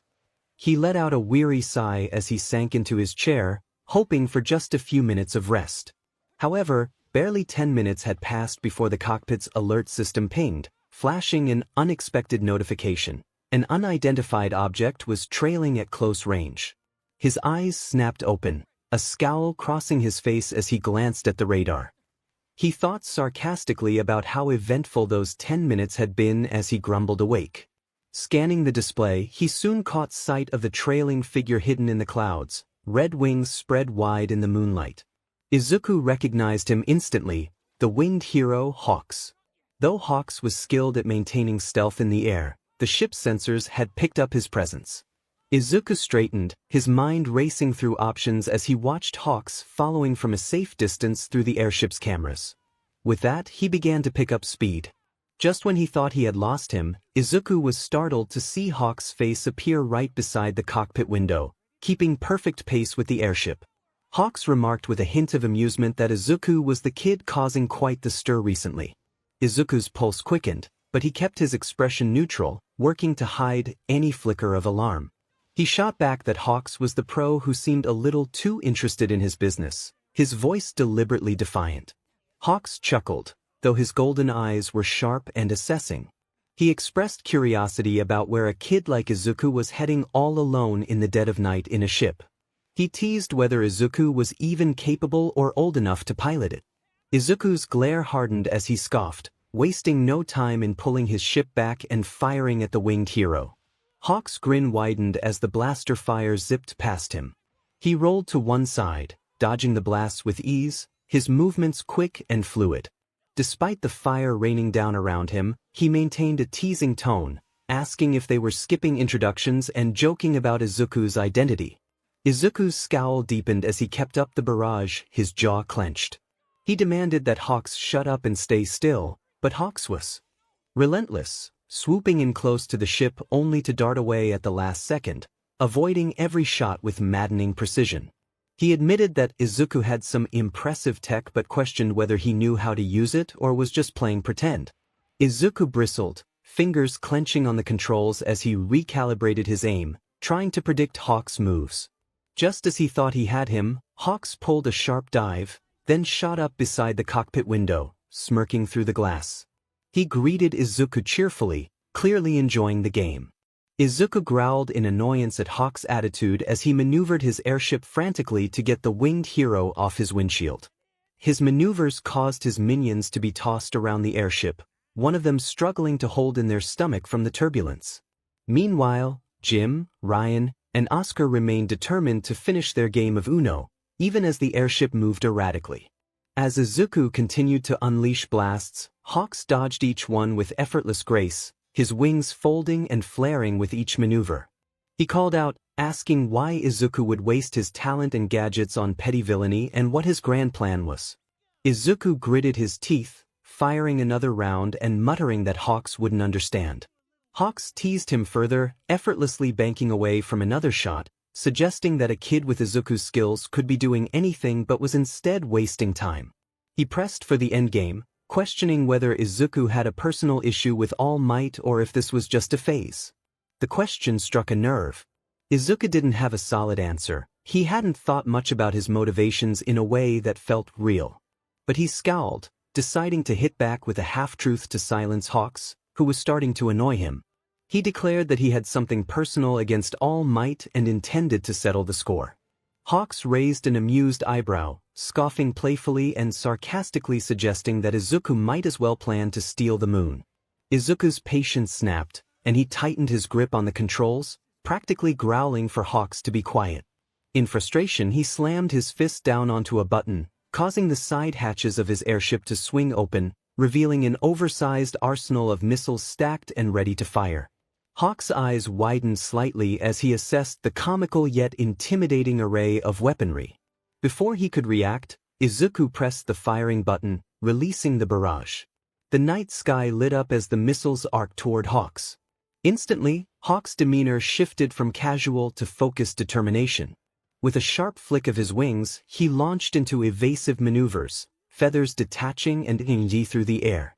Each feather found a missile, causing them to explode mid-flight in flashes of orange and red. As he dodged through the chaos, Hawks called back over the commotion, praising Izuku's effort but stating he would need more than a few rockets to keep him quiet. He darted forward with the agility of a hawk on the hunt, ready for Izuku's next move, and questioned whether a big plan should come with a big reason. Annoyed that none of his missiles hit, Izuku gritted his teeth, fighting to keep up with Hawks' taunts. He insisted that his reasons were none of Hawks' business, firing off more rounds and unwilling to let the pro make a joke of his resolve. As time passed and they continued their aerial battle, Izuku's frustration mounted as he watched Hawks effortlessly dodge and dismantle every missile he launched. This was going nowhere. He needed to lose Hawks somehow, but escaping from Japan's #1 hero was proving to be a daunting task. 3 pro heroes was no small feat. Meanwhile, Hawks maintained a laser focus on the airship, his feathers darting forward in search of any weaknesses in the ship's armor. Despite his calm demeanor, Hawks found breaking into Izuku's airship to be more challenging than he had anticipated. Every surface was reinforced, every angle covered, and it seemed that no matter how precisely he aimed, Izuku had designed this craft with resistance in mind. Hawks smirked slightly, acknowledging the skill required to pilot such a vessel. He thought to himself that it would be interesting to see if Izuku was fast enough to keep up. Izuku's mind raced as he observed Hawks effortlessly evade his attacks. He hadn't expected to confront a pro hero that night, especially one who was so annoyingly persistent. Then a risky idea struck him, one he felt compelled to execute. Suddenly, Izuku's airship shot straight up, engines roaring as it rocketed toward the upper atmosphere. Hawks squinted, taken aback by the unexpected maneuver, but quickly followed suit.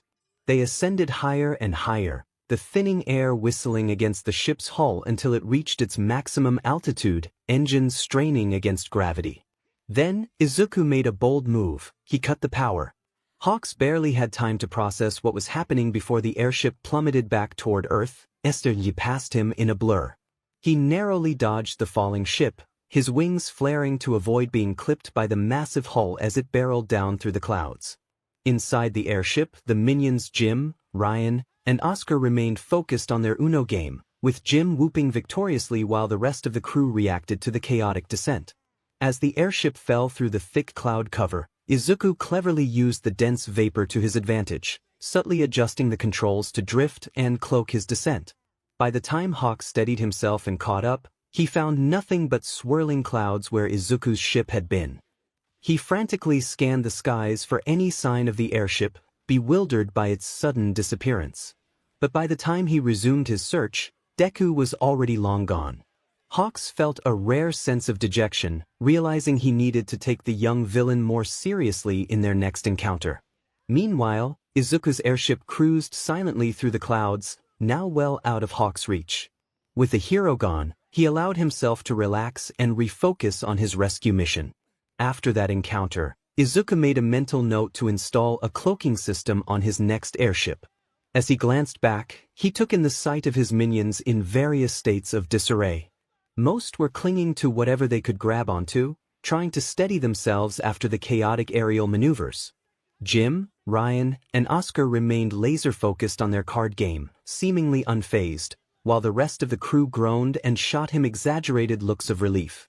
Izuku asked if everyone was alright, apologizing for the bumpy ride, and the minions responded with tired thumbs-ups, their usual enthusiasm dampened by the surprise aerial acrobatics.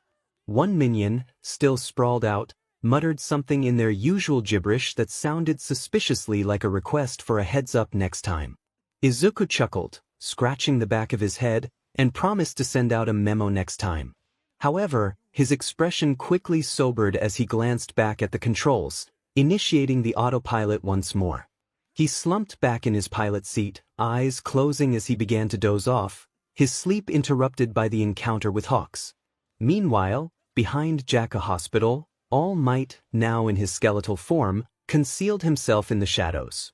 His gaze remained fixed on the building, knowing that Izuku would arrive soon. He had received critical intel from Detective 𝗧𝗵𝗲, who had learned through a curious series of events that this hospital was indeed Deku's next destination.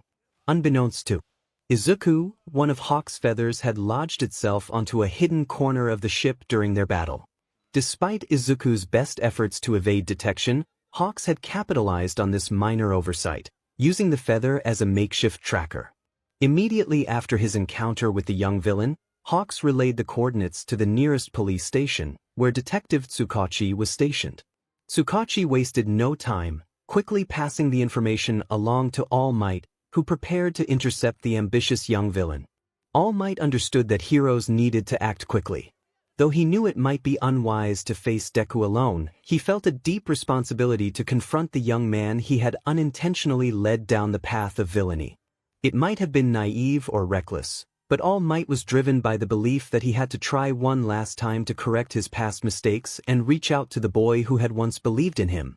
Izuku stirred awake, his brief sleep interrupted by a steady beeping from the ship's GPS. He groaned, rubbing the sleep from his eyes as he saw the alert flashing on the screen. He was nearing 𝗓𝗂 Hospital. Straightening in his seat, he glanced back at the minions, who were still recovering from the turbulence. He instructed them to get ready, as it was almost time to make their move. The minions scrambled into action, strapping on gear and preparing for the mission ahead. Paul raised a hand, gesturing to the stealth suits hanging nearby, hinting at a more subtle approach. Izuku hesitated, tempted by their enthusiasm, but the memory of one of his minions getting captured flashed through his mind. He didn't want to put them in danger again. Forcing a small, reassuring smile, he told them to stay behind this time, insisting that he had it under control. The minions' excited expressions fell, and a collective groan rose up, but Izuku held firm, his voice soft but resolute. He needed Jim and Rob to keep the ship ready to leave quickly and to be his eyes from there. Though clearly disappointed, the minions nodded, rallying behind their leader's decision. Jim and Rob reluctantly saluted, though their usual enthusiasm was lacking. Izuku gave them a final nod before turning toward the open hatch, allowing the gust of wind to enter the cabin. He swallowed hard, staring down at the dizzying drop below. The hospital was just a distant speck beneath him, shrouded in the dark night, and for a moment his nerves flared up. Oh, that's really high, he thought, his grip tightening on the edges of the hatch. But with a deep breath, he forced himself to focus. He could hear the faint, encouraging cheers of his minions behind him. One of them called out, lifting his spirits and grounding him. Izuku shot them a quick, reassuring thumbs up before he steeled himself, feeling a surge of determination. He muttered to himself that he had this. With another deep breath, he leaned forward and fell. Izuku took steady breaths, feeling the rush of cold night air around him as he descended from the sky, his form cutting cleanly through the dark night and thick clouds. For a split second, everything was quiet, just the wind fluttering his clothes and scarf, his own heartbeat echoing in his ears, and the illumination of the moon itself. Below, 𝗓𝗂 Hospital loomed larger and larger. He locked his gaze on the rooftop, his goggles squinting through the blur of wind and clouds as he calculated his descent. As he neared the roof, he pulled on his parachute, and a sharp snap broke the silence as the parachute billowed open above him, jerking him upward and slowing his fall. As he neared his landing point, he released the chute, letting it drift away on the breeze. His feet hit the rooftop in a smooth roll, absorbing the impact before he rose into a low, crouched position as the moonlight shone behind him. He made a dramatic entrance, looking every bit the part with his freeze ray in one hand and a flamethrower strapped across his chest. Now, why did he do all this when he could have parked his airship somewhere hidden and snuck into the hospital from there? No reason. He just liked being dramatic. Izuku's eyes gleamed as he scanned the rooftop, feeling a rush of excitement as he prepared for his mission. The night shift at 𝗂𝐵 Hospital had been quiet, with a few remaining staff counting down the minutes until the end of their shifts. Nurses organized their stations, a receptionist stretched her arms with a yawn, and a doctor updated patient files, all blissfully unaware of what was about to happen. Then, without warning, the wall above the reception area exploded, a deafening blast that sent a shockwave rattling through the entire floor. Dust and debris filled the air as the front desk was thrown back, scattering papers and overturning chairs. Shouts of panic echoed through the halls as people ducked for cover, shielding themselves from falling rubble and the blinding burst of light. Through the settling dust, a figure emerged, silhouetted by the glow of moonlight streaming in through the gaping hole in the wall. Izuku stepped on the rubble, his eyes gleaming, his expression calm but carrying an undeniable intensity. With the freeze ray in one hand and the flamethrower resting on his shoulder, he scanned the chaotic scene with the precision of someone who knew exactly what he was after. He announced his presence with a slow grin, his voice echoing in the stunned silence, stating that he was just there for a little retrieval mission. He aimed his freeze ray right in front of a receptionist's terrified face as he stood above the rubble and demanded to know where he could find Dr. Garaki. The receptionist's eyes widened in fear, her gaze locked on the glinting nozzle of the freeze ray aimed right between her eyes. She stammered, desperately trying to form words as Izuku's smirk deepened, his calm demeanor only making him seem more intimidating in the half-destroyed room. After a moment of hesitation, she finally managed to tell him that Dr. Garaki was on the third floor. Izuku stepped back, his gaze shifting toward the hallway. With purposeful strides, he moved toward the stairwell, leaving the receptionist and the others in the lobby stunned and too terrified to move. As he ascended the stairs, the door at the top swung open, and Dr. Garaki stepped out, grumbling to himself. The old doctor nearly jumped as he found himself staring down the icy barrel of Izuku's freeze ray. Izuku's expression was cold and unwavering as he stated that he was there to reclaim what was his minion, the one stolen during his last visit. The doctor stammered, trying to keep his voice steady but failing miserably. He claimed ignorance, but Izuku's glare hardened, cutting off the doctor's attempt at feigned innocence. He demanded to be taken to wherever his minion was hidden, warning Garaki that he would not hesitate to turn the place into an ice rink if he did not comply. Garaki gulped audibly, beads of sweat forming on his brow as he slowly raised his hands in surrender. He agreed to lead Izuku to the restricted lab, internally cursing Shigaraki for revealing the kidnapped minion to Deku already. He had underestimated how fiercely Izuku would react. Izuku gave a curt nod, motioning with the freeze ray for Garaki to lead the way. He warned the doctor to move quickly and not to try anything funny. Before they went any further, he turned, aimed his flamethrower down the hallway, and unleashed a sweeping arc of flames, the intense heat deterring anyone who might consider following. They moved deeper into the hospital, descending into an underground section that Izuku had no idea even existed. Judging by the cobwebs and silence from above, he doubted anyone else in the hospital knew of this place either. The air grew colder and more stale as they ventured further, the sterile hospital atmosphere replaced by something far more sinister. They stepped into a vast, dimly lit chamber, a secret lair filled with monstrous roars and unsettling echoes. Even Izuku, no stranger to villainy, felt a bit uncomfortable as his eyes darted around, catching sight of shadowy figures moving behind reinforced bars. The sounds emanating from the cells were unlike anything Izuku had ever encountered, a mix of growls, screeches, and eerie wails. He maintained his composure, though unease gnawed at him. What kind of place is this? He wondered, tightening his grip on his weapons. Garaki led him deeper into the facility, past rows of monstrous experiments suspended in large glass tubes. Some were grotesque fusions of various creatures, while others were distorted beyond recognition. The sight was unsettling enough to make Izuku feel queasy, but he forced himself to look away. None of this is my business, he reminded himself. He was here for one thing only, his missing minion. Izuku remarked casually about Garaki's experiments, attempting to mask his discomfort. Garaki chuckled nervously, avoiding eye contact, especially with a freeze ray aimed at the back of his head. He assured Izuku that what he sought was just ahead. Izuku's expression darkened as his patience wore thin. The sooner I get him back, the sooner I can leave this bizarre place, he thought. The doctor opened a door, revealing Izuku's minion strapped to a chair, looking terrified with experimental tools scattered around. Garaki stepped back with his hands raised, claiming he hadn't harmed the minion yet.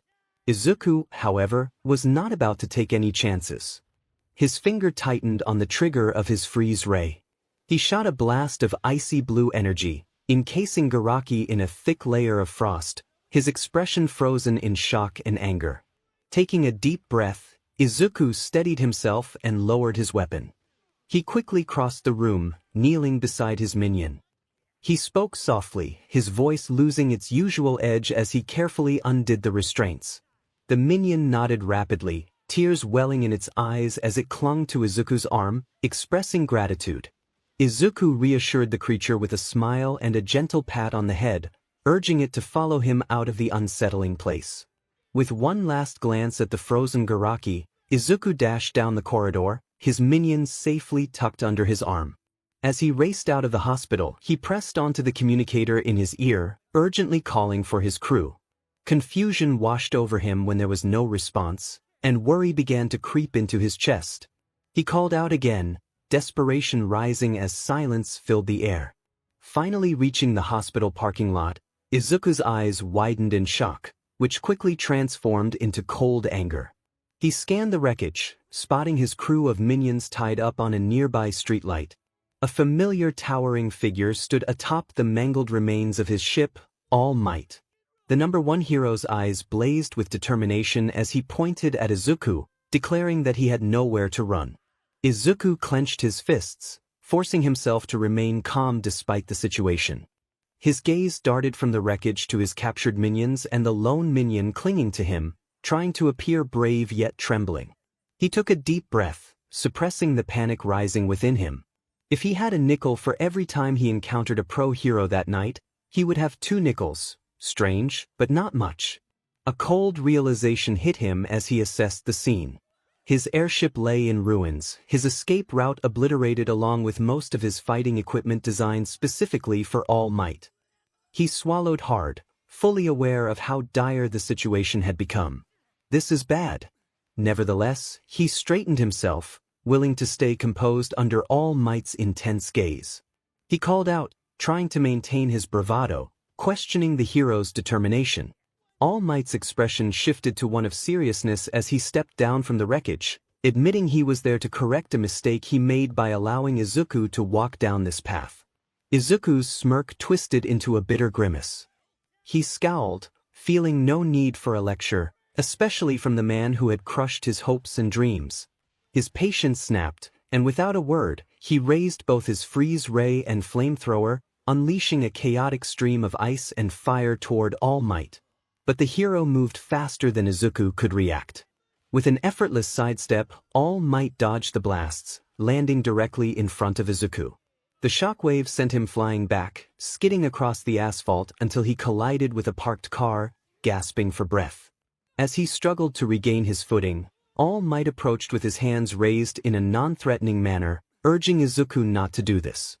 He expressed his longing to talk, but Izuku's vision blurred with fury.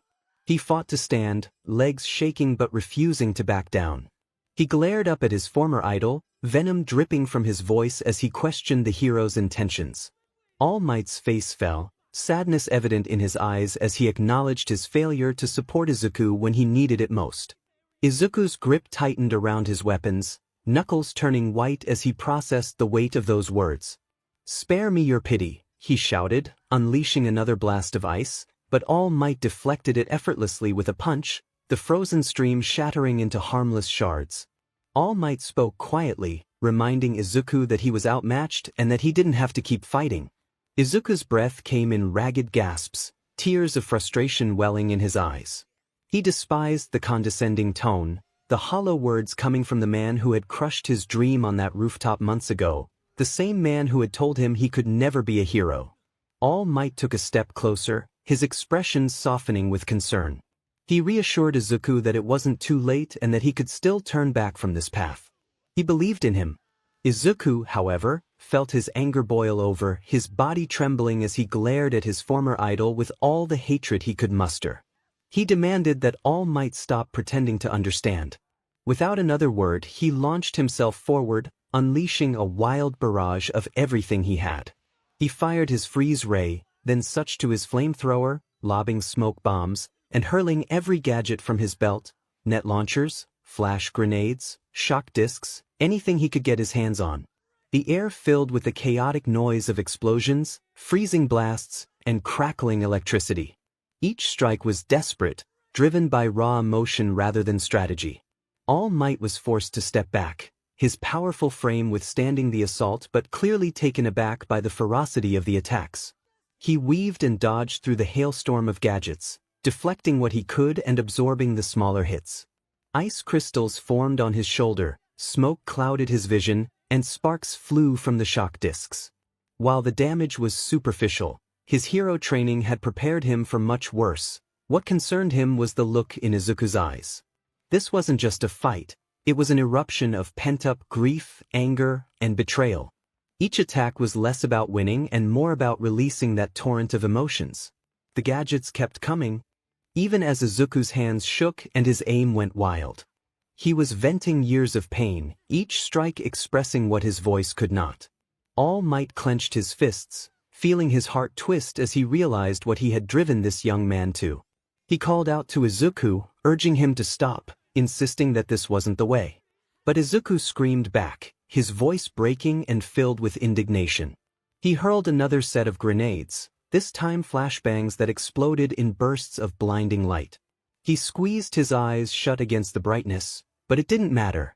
He wasn't aiming anymore, he was just throwing everything he had left, his movements wild and uncoordinated, but it was working in his favor to keep his distance. He thought he just needed a bit more time, forcing himself to stay on his feet despite his exhaustion. He looked around quickly, searching for a viable escape route. But he could feel the walls closing in. His airship was gone, his minions captured, and the #1 hero stood between him and any chance of getting away. Even so, Izuku wasn't ready to give up. He was buying himself precious seconds with every explosive flash and cloud of smoke. If he could just create enough of a distraction, just find one opening. All Might's voice cut through the chaos again, more forceful this time, demanding that Izuku stop. Izuku remained in silent rage as he kept throwing everything he had at All Might. He launched a freeze grenade, then a smokescreen capsule, the devices clattering and exploding around All Might's feet. Meanwhile, tied to a street lamp, the minion crew hung limply, their small bodies slumped and unconscious from the earlier attack, except for one, Rob. He stirred groggily, blinking his big eyes open as he slowly came to. He squinted through the haze, jaw dropping when he saw his boss, Deku, locked in a tense standoff with the #1 hero. Alarmed, Rob immediately started shaking his fellow minions, trying to rouse them. He whispered urgently, tugging at their bindings, but they remained unconscious. Realizing his crew wasn't waking up anytime soon, Rob let out a frustrated huff. He twisted and wriggled, trying to free himself from the ropes binding him to the lamp. He glanced at the knot, his instincts kicking in as he thought of a way out. He attempted to shimmy his way out but found it too tight. With no other options left, he decided to bite through the ropes. He muttered through a mouthful of rope, his determination unwavering. Suddenly, he froze mid-bite, feeling something small and metallic poking out of his pocket. Curiously, he reached down, pulling out a small combat knife and staring at it in disbelief. Annoyance and embarrassment flashed across his face. He had been gnawing for who knows how long, only to realize he had the perfect tool for escape the entire time. With an exasperated sigh, he spat out the rope fibers, shook his head, and began sawing through the ropes with the knife. The tough fibers gave way quickly under the sharp blade, and within moments, he felt the ropes loosen and slip away from his wrists. Relieved, he shook off the last of the bindings and jumped down from the street lamp, landing softly on the ground. He glanced back at the ongoing battle. Izuku was still throwing everything he had at All Might, desperately trying to keep his distance. With his knife in hand, Rob hurried over to the other tied-up minions, cutting them free one by one. He urged them in minionese, shaking them awake. The minions, still groggy and confused, blinked up at him, slowly processing what was happening. But the urgency in Rob's voice and the sight of their boss struggling against All Might snapped them to attention. Together, the minions scrambled to their feet, ready to jump into action and help their boss in any way they could. They looked around until Jim suddenly called for their attention. Rob's eyes lit up as he followed Jim's pointing finger, his gaze landing on the wreckage of the airship. Amid the smoking debris and twisted metal, a small glint of hope shone through. Deku's motorbike was still there, wedged under a chunk of rubble but seemingly intact. Rob whispered excitedly, turning to the others with a wide grin, pointing out the motorbike. The minions quickly got to work, digging the motorbike out from the rubble. They didn't need to confront All Might directly, they just needed to clear a path for their boss. With renewed vigor, the group scrambled over to the wreckage, moving swiftly and quietly to avoid drawing attention from the number one hero. Back with Izuku and All Might, the barrage of attacks had stopped, and the young villain stood in a moment of stillness, his weapons spent, his body trembling. Izuku felt the weight of it all pressing down on him. The lost airship, his captured minions, and the imposing figure of All Might staring him down. Seeing the chance, All Might took a deep breath and cautiously stepped forward, his expression softening. He addressed Izuku with a gentle but firm tone, explaining that it didn't have to end like this. He acknowledged Izuku's anger and his own mistakes, urging him to reconsider the path he was on, which would only lead to more pain. Izuku's shoulders stiffened at the words, his eyes narrowing. The hero's plea seemed to cut through the haze of his anger, if only for a moment. He looked down at his hands, shaking slightly from adrenaline and exhaustion. For a fleeting second, it seemed as if he might surrender, as if he might take the hero's hand and finally lay down his arms. All Might continued, extending his hand in a gesture of hope, asking for the chance to right the mistakes he had made. Izuku's eyes flicked up, meeting All Might's gaze. The tears in his eyes reflected deep-seated hurt and frustration. He slowly reached out, his hand moving toward the heroes. All Might's face softened, a small, hopeful smile beginning to form. But then, Izuku's expression hardened. His eyes turned cold and calculating. In a swift motion, he gripped All Might's hand tightly and yanked the hero toward him with impressive strength. Before All Might could react, Izuku jammed a small, cylindrical device into the old wound on All Might's side. A gap he knew was the hero's one weak spot. The device activated with a sharp click, sending a powerful shockwave directly into the hero's damaged area. All Might's eyes went wide, a pained grunt escaping his lips as the jolt of energy coursed through him. His body convulsed, and he stumbled, dropping to his knees as he clutched at his side, gasping for breath. But Izuku didn't stop. He twisted the device, causing the hero even more pain. A vicious glint sparkled in his eyes as he leaned in closer, a dark smile forming on his lips. He taunted All Might, revealing that he had been aware of the hero's secret weakness all along and that he would not simply listen to lectures while he was in this position. All Might's face contorted in pain, his body seizing up as another shockwave pulsed through the device, sending ripples of agony through his already damaged side. He gasped, teeth gritted as he tried to push Izuku away, but the young villain held firm, using the element of surprise and his sheer determination to keep the hero pinned. With a desperate burst of strength, All Might's fist came crashing down, striking the ground with a force that sent shockwaves rippling through the concrete. He unleashed a powerful attack, the sheer force of the impact shattering the ground beneath them and sending Izuku tumbling back, breaking his hold on the device as he flew. Across the parking lot, Izuku hit the ground hard, rolling several feet before finally coming to a stop. Dizzy and bruised, he scrambled to his feet, clutching his side and gasping for air. He glared at All Might, eyes blazing with frustration as he fought to steady himself. All Might staggered, trying to close the distance between him and Izuku, his breath coming in laboured gasps. But just as he reached out, ready to speak, a sudden explosion erupted between them. The shockwave blasted All Might off his feet, sending him crashing into a nearby car.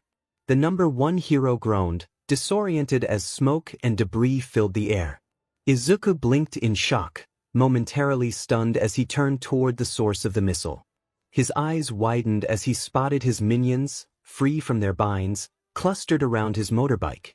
One of them, Rob, stood at the controls of a makeshift missile launcher cobbled together from scraps of the destroyed airship. Rob shouted triumphantly, grinning wide as he gave a thumbs up. The rest of the minions cheered, hopping excitedly. They had managed to turn the tables, even if just for a moment, giving their boss a chance to escape. Izuku's expression softened briefly, a rare, relieved smile flashing across his face. He muttered under his breath, congratulating his minions for their efforts before pushing himself to his feet. Without wasting another second, he sprinted toward the motorbike, picking up his rescued minion along the way. He urged everyone to hurry as he hopped onto the bike. The minions piled on behind him in a chaotic scramble, their small hands gripping onto anything they could hold as Izuku revved the engine. All Might struggled to his knees, shaking his head to clear the ringing in his ears. He looked up just in time to see the motorbike screeching away, the tires kicking up a cloud of dust as Izuku and his crew sped off into the night without a second thought. The symbol of peace dropped to one knee, clutching at his wounded side, his body shaking with each laboured breath. A wave of self-reproach washed over him.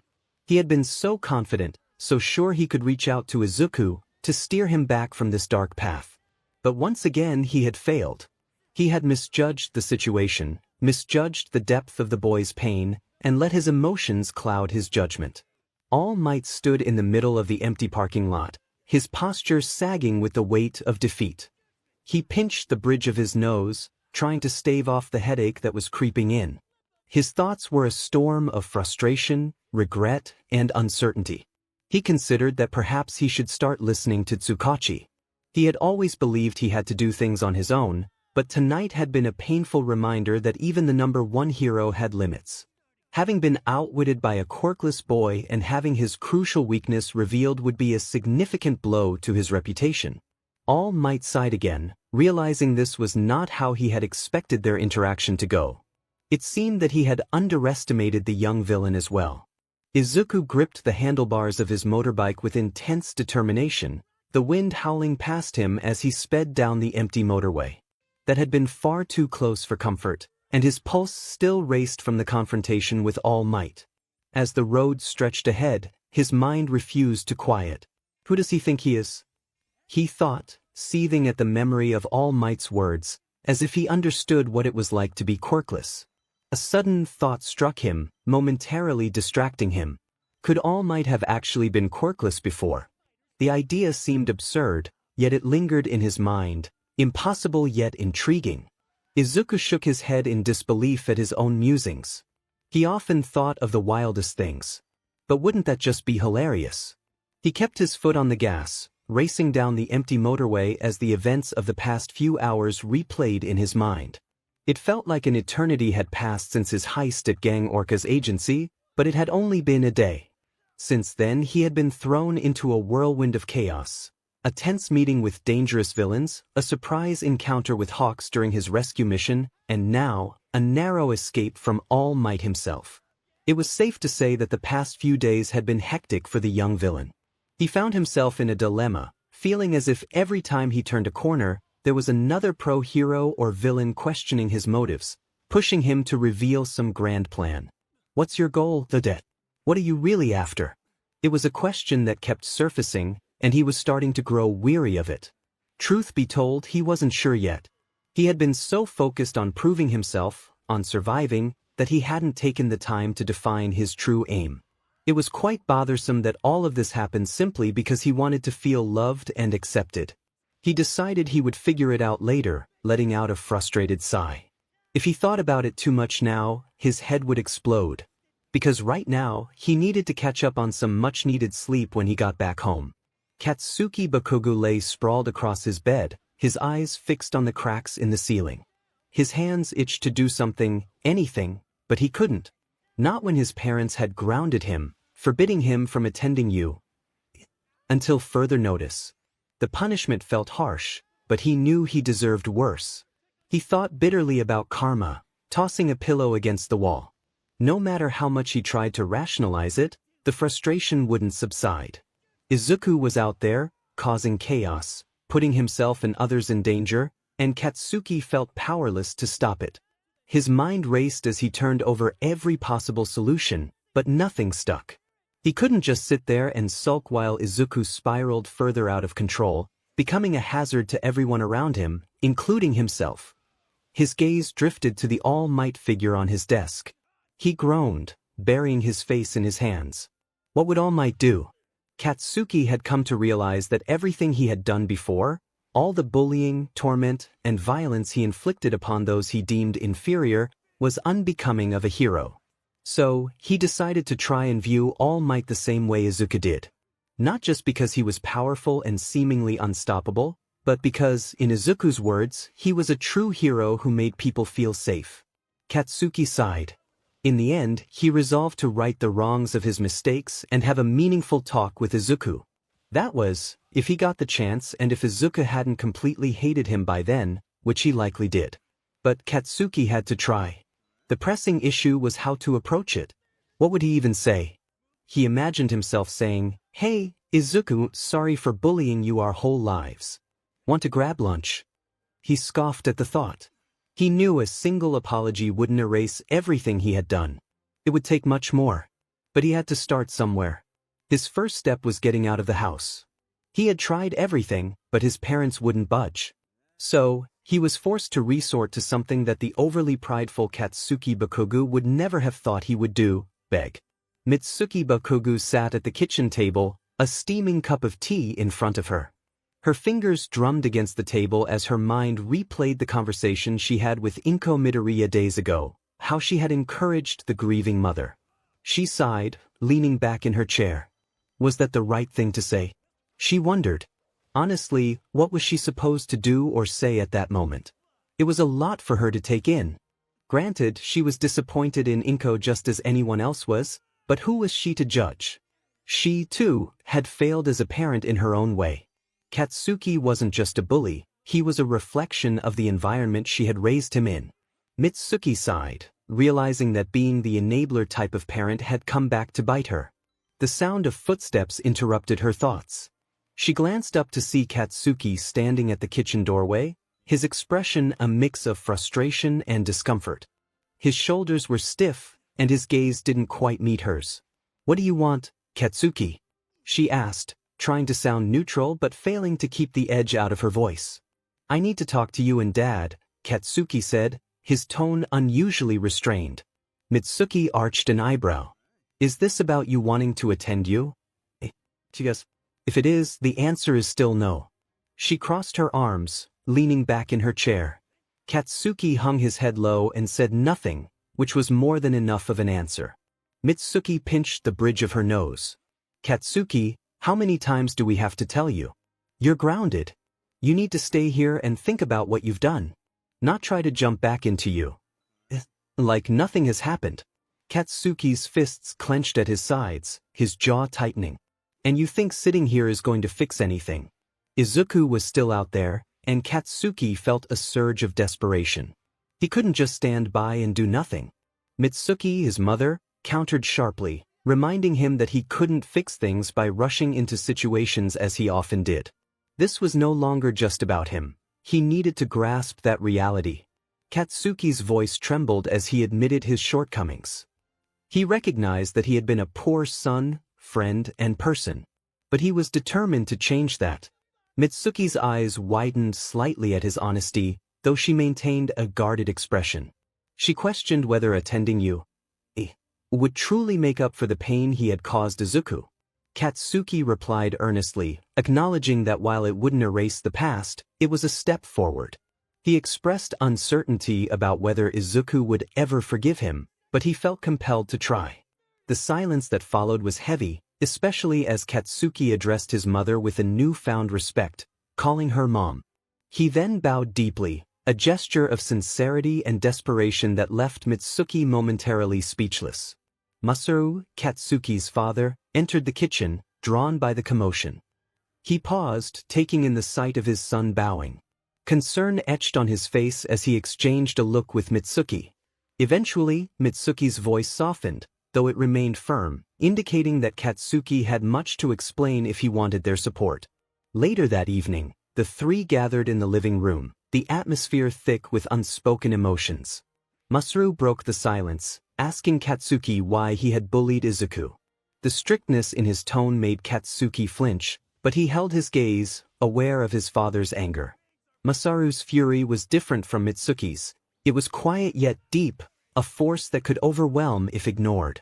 Taking a deep breath, Katsuki began to share his feelings.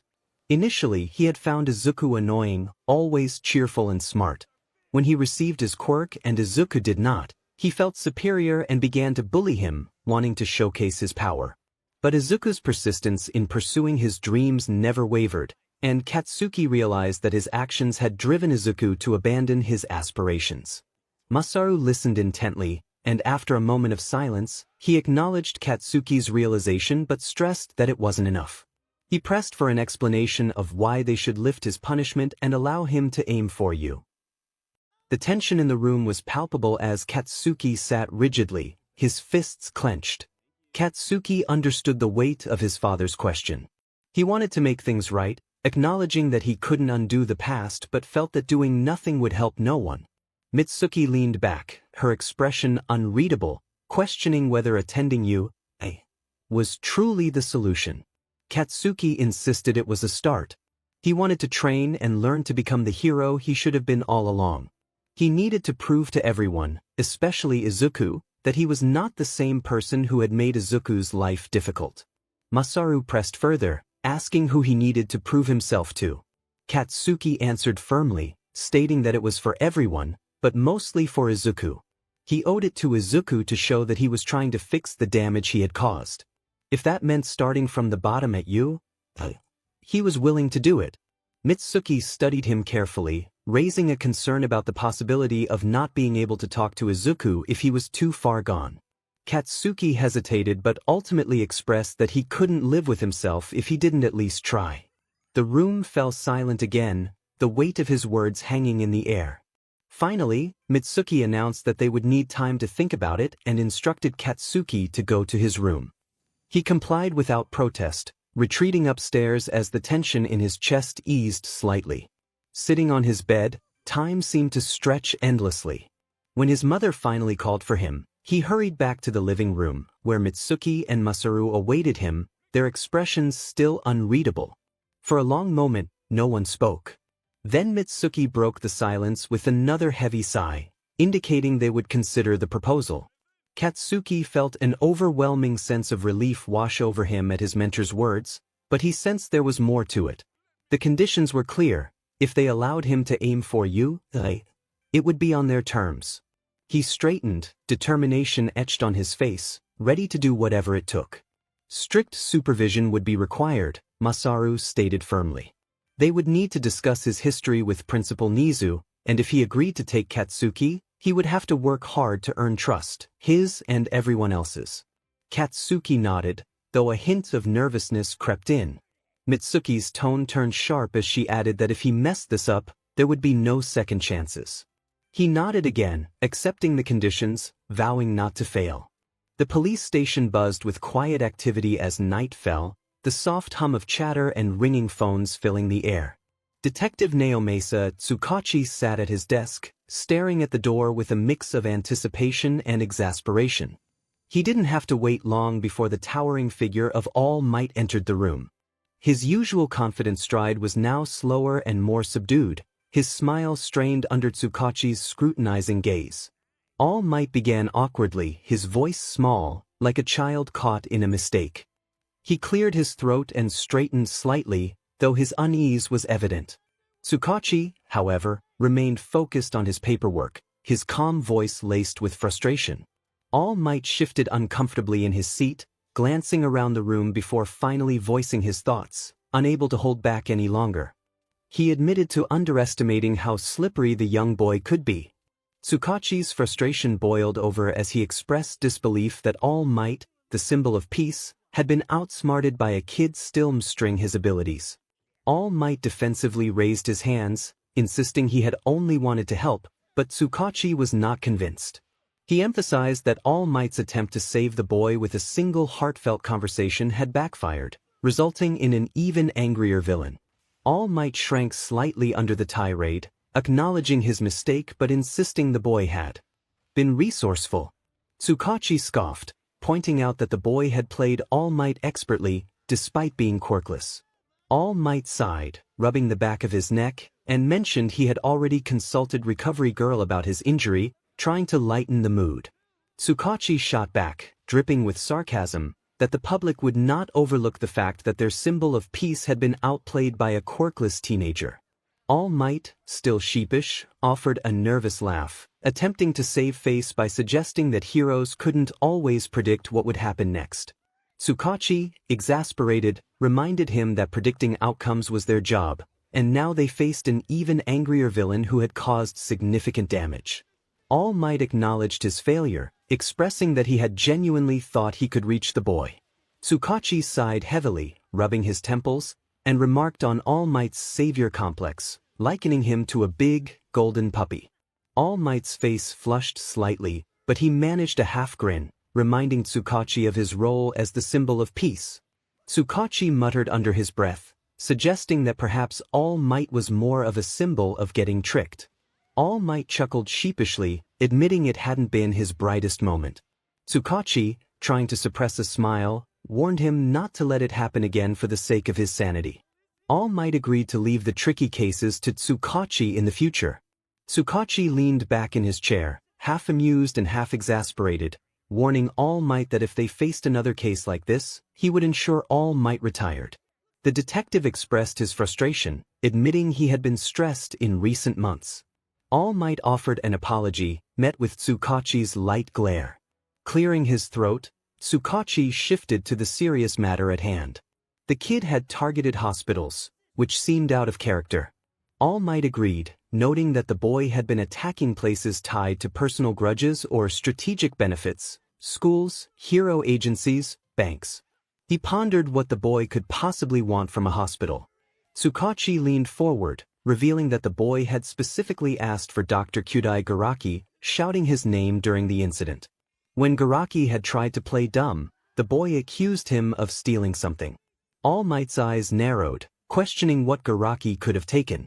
𝗧𝗏𝗁 rubbed his temples, determined to uncover the truth behind the boy's actions. He was a respected doctor, with no known ties to anything suspicious.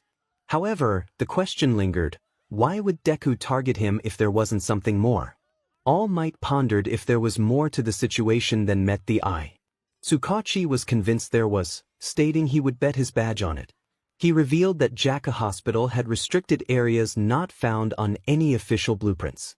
They were conducting a deeper investigation, and if Deku's implications held any truth, it could mean 𝗬𝗓𝗓𝗏 was involved in something much larger. All Might's voice was low as he acknowledged the possibility that this was not just about a hospital attack. It could uncover something significant. He expressed concern that Deku might know more than they did. 𝗧𝗏𝗁 nodded grimly, agreeing that they needed to figure it out before Deku made his next move. The stakes were high, and they couldn't let the situation spiral out of control. 𝗧𝗏𝗁 insisted that All Might would not go in alone next time, to which All Might responded with a rueful smile, accepting his friend's concern. As the sun dipped low on the horizon, casting fiery streaks of orange and gold through the trees of a dense, secluded forest, explosions echoed intermittently, accompanied by the sharp crackle of splintering wood and the occasional frustrated growl. Katsuki Bakugo stood in a clearing, his palms smoking from the controlled blasts he had unleashed moments ago. He was training his quirk in this nearby forest after his parents had allowed him to aim for you. Once again, he was determined to strengthen his abilities, perfect his techniques, and be more cautious with his explosions, pushing himself beyond his limits. However, as the days wore on, a frustrating truth began to creep into Katsuki's mind: he wasn't improving as he had hoped. He stood breathing in the clearing, smoke rising from the aftermath of his latest attack. His explosions were powerful, and his mobility was sharp, but it still felt insufficient, as if something was missing. He glared at a splintered stump that had once been a sturdy tree, feeling only emptiness instead of satisfaction. Katsuki muttered to himself, frustrated. Although his use of explosions had improved, he sensed something was wrong. He hated to admit it, but he needed guidance, someone who could teach him how to be a true hero, someone who understood the fight better than he did. He realized he needed help, a thought that felt foreign to him. As he trudged home with a bag of groceries swinging at his side, the late afternoon sun bathed the city streets in warm orange light. The sounds of distant traffic and murmured conversations filled the air, but Katsuki was lost in thought. He wondered what he was supposed to do if he wasn't making progress on his own. Who could he ask for help? Turning into a wide alleyway, Katsuki's instincts sharpened as he noticed a figure drop from the rooftop above, landing heavily a few meters in front of him. The wiry villain with wild eyes and claw-like fingers sneered and stepped forward, his tattered clothes reeking of desperation. Katsuki tightened his grip on the grocery bag, his other hand igniting with a faint spark, warning the villain to stay back. The villain grinned wider, his gaze darting behind him as if he was being pursued. He lunged toward Katsuki, but before he could close the distance, a blur of motion descended from above. The villain was slammed into the ground with enough force to rattle the pavement. Katsuki blinked in surprise as a pair of powerful legs pinned the man to the concrete. Standing atop the subdued villain was Rumi Usajiyama, the rabbit hero, 𝗵𝗃𝗲. Her white hair gleamed in the sunlight as her red eyes locked onto Katsuki. She barely spared him a glance before securing the villain with a pair of cuffs, commenting on how weak villains were becoming. 𝗵𝗃𝗲 then turned her head toward the surprised Katsuki, asking if he was all right. Katsuki responded affirmatively, though he felt uncertain. 𝗵𝗃𝗲 shrugged, stating she needed to take the villain away and warned him not to snoop around suspicious alleyways. However, before she could leave, Katsuki called out to her, stopping her in her tracks. He insisted she hear him out, and though reluctant, 𝗵𝗃𝗲 set the unconscious villain aside to listen. Katsuki took a deep breath and asked a profound question that had been on his mind for some time, what it truly meant to be a hero. 𝗵𝗃𝗲 responded with a casual answer about kicking villains and making the public feel safe, but Katsuki was unsatisfied. He pressed further, asking how one becomes strong enough to truly be better. 𝗵𝗃𝗲 raised an eyebrow, questioning if he was feeling weak. Katsuki stiffened, denying it but expressing his frustration. He explained that despite training every day, he felt stagnant and needed to be better. He admitted that he thought she could help him, almost pleading for guidance. 𝗵𝗃𝗲 regarded him with a mix of pity and skepticism, questioning if there was any confidence in him. She asked for his name, and after a moment of hesitation, he introduced himself as Katsuki Bakugo. 𝗵𝗃𝗲 repeated his name mockingly, tapping her chin as if considering her next move. Katsuki's face turned bright red, the veins in his forehead practically pulsing. He insisted he was asking, not begging, but 𝗵𝗃𝗲 raised an eyebrow, clearly unconvinced. Her words struck him hard, igniting a surge of anger within him. He retorted that she was mistaken, but 𝗵𝗃𝗲 only smirked wider, enjoying the moment. She leaned in slightly, comparing him to a puppy with its tail between its legs and reminding him that heroes act instead of wallowing. Katsuki clenched his fists, tiny sparks beginning to dance along his palms. He insisted he was not wallowing and demanded she stop acting like she knew anything about him. 𝗵𝗃𝗲 continued to taunt him, her glinting eyes revealing her amusement. Katsuki found himself confused and frustrated, questioning her motives. Was she trying to motivate him? He had been working on controlling his emotions, but her disrespect was pushing him to his limits. 𝗵𝗃𝗲 pointed out the look in his eyes, suggesting he was trying to claw his way out of a pit of despair. She challenged him, claiming that clawing would be useless if he was too scared to bite.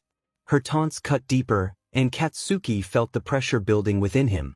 Finally, she delivered the final blow, calling him cowardly. This ignited a fierce glare from Katsuki, filled with anger and determination. 𝗵𝗃𝗲 grinned, sensing his resolve. Without hesitation, she dropped into a fighting stance, her powerful legs coiled like springs. She beckoned him forward, challenging him to prove himself. Katsuki wasted no time, shoving his grocery bag aside and igniting his palms with energy. He charged at her, roaring that she would regret her words. The narrow alley lit up with bursts of light and heat as he closed the gap. 𝗵𝗃 was ready for the challenge, her movements fluid and precise as she dodged and countered his relentless attacks. She taunted him, asking if that was all he had, and Katsuki roared in response, unleashing a powerful explosion that scorched the ground. 𝗵𝗃 landed behind him, her grin widening as she acknowledged his fight but reminded him he had a long way to go. Katsuki scowled but held her gaze, determination burning in his eyes despite the sting of defeat. 𝗵𝗃 laughed, stepping off him and extending a hand to help him up. She complimented him, then handed him a piece of paper with her number, instructing him to call when he was ready to stop whining and start working. Before he could respond, she swiftly grabbed the unconscious villain and leapt out of the alleyway. Katsuki stared at the paper in his hand, his thoughts a chaotic swirl, wondering what had just happened.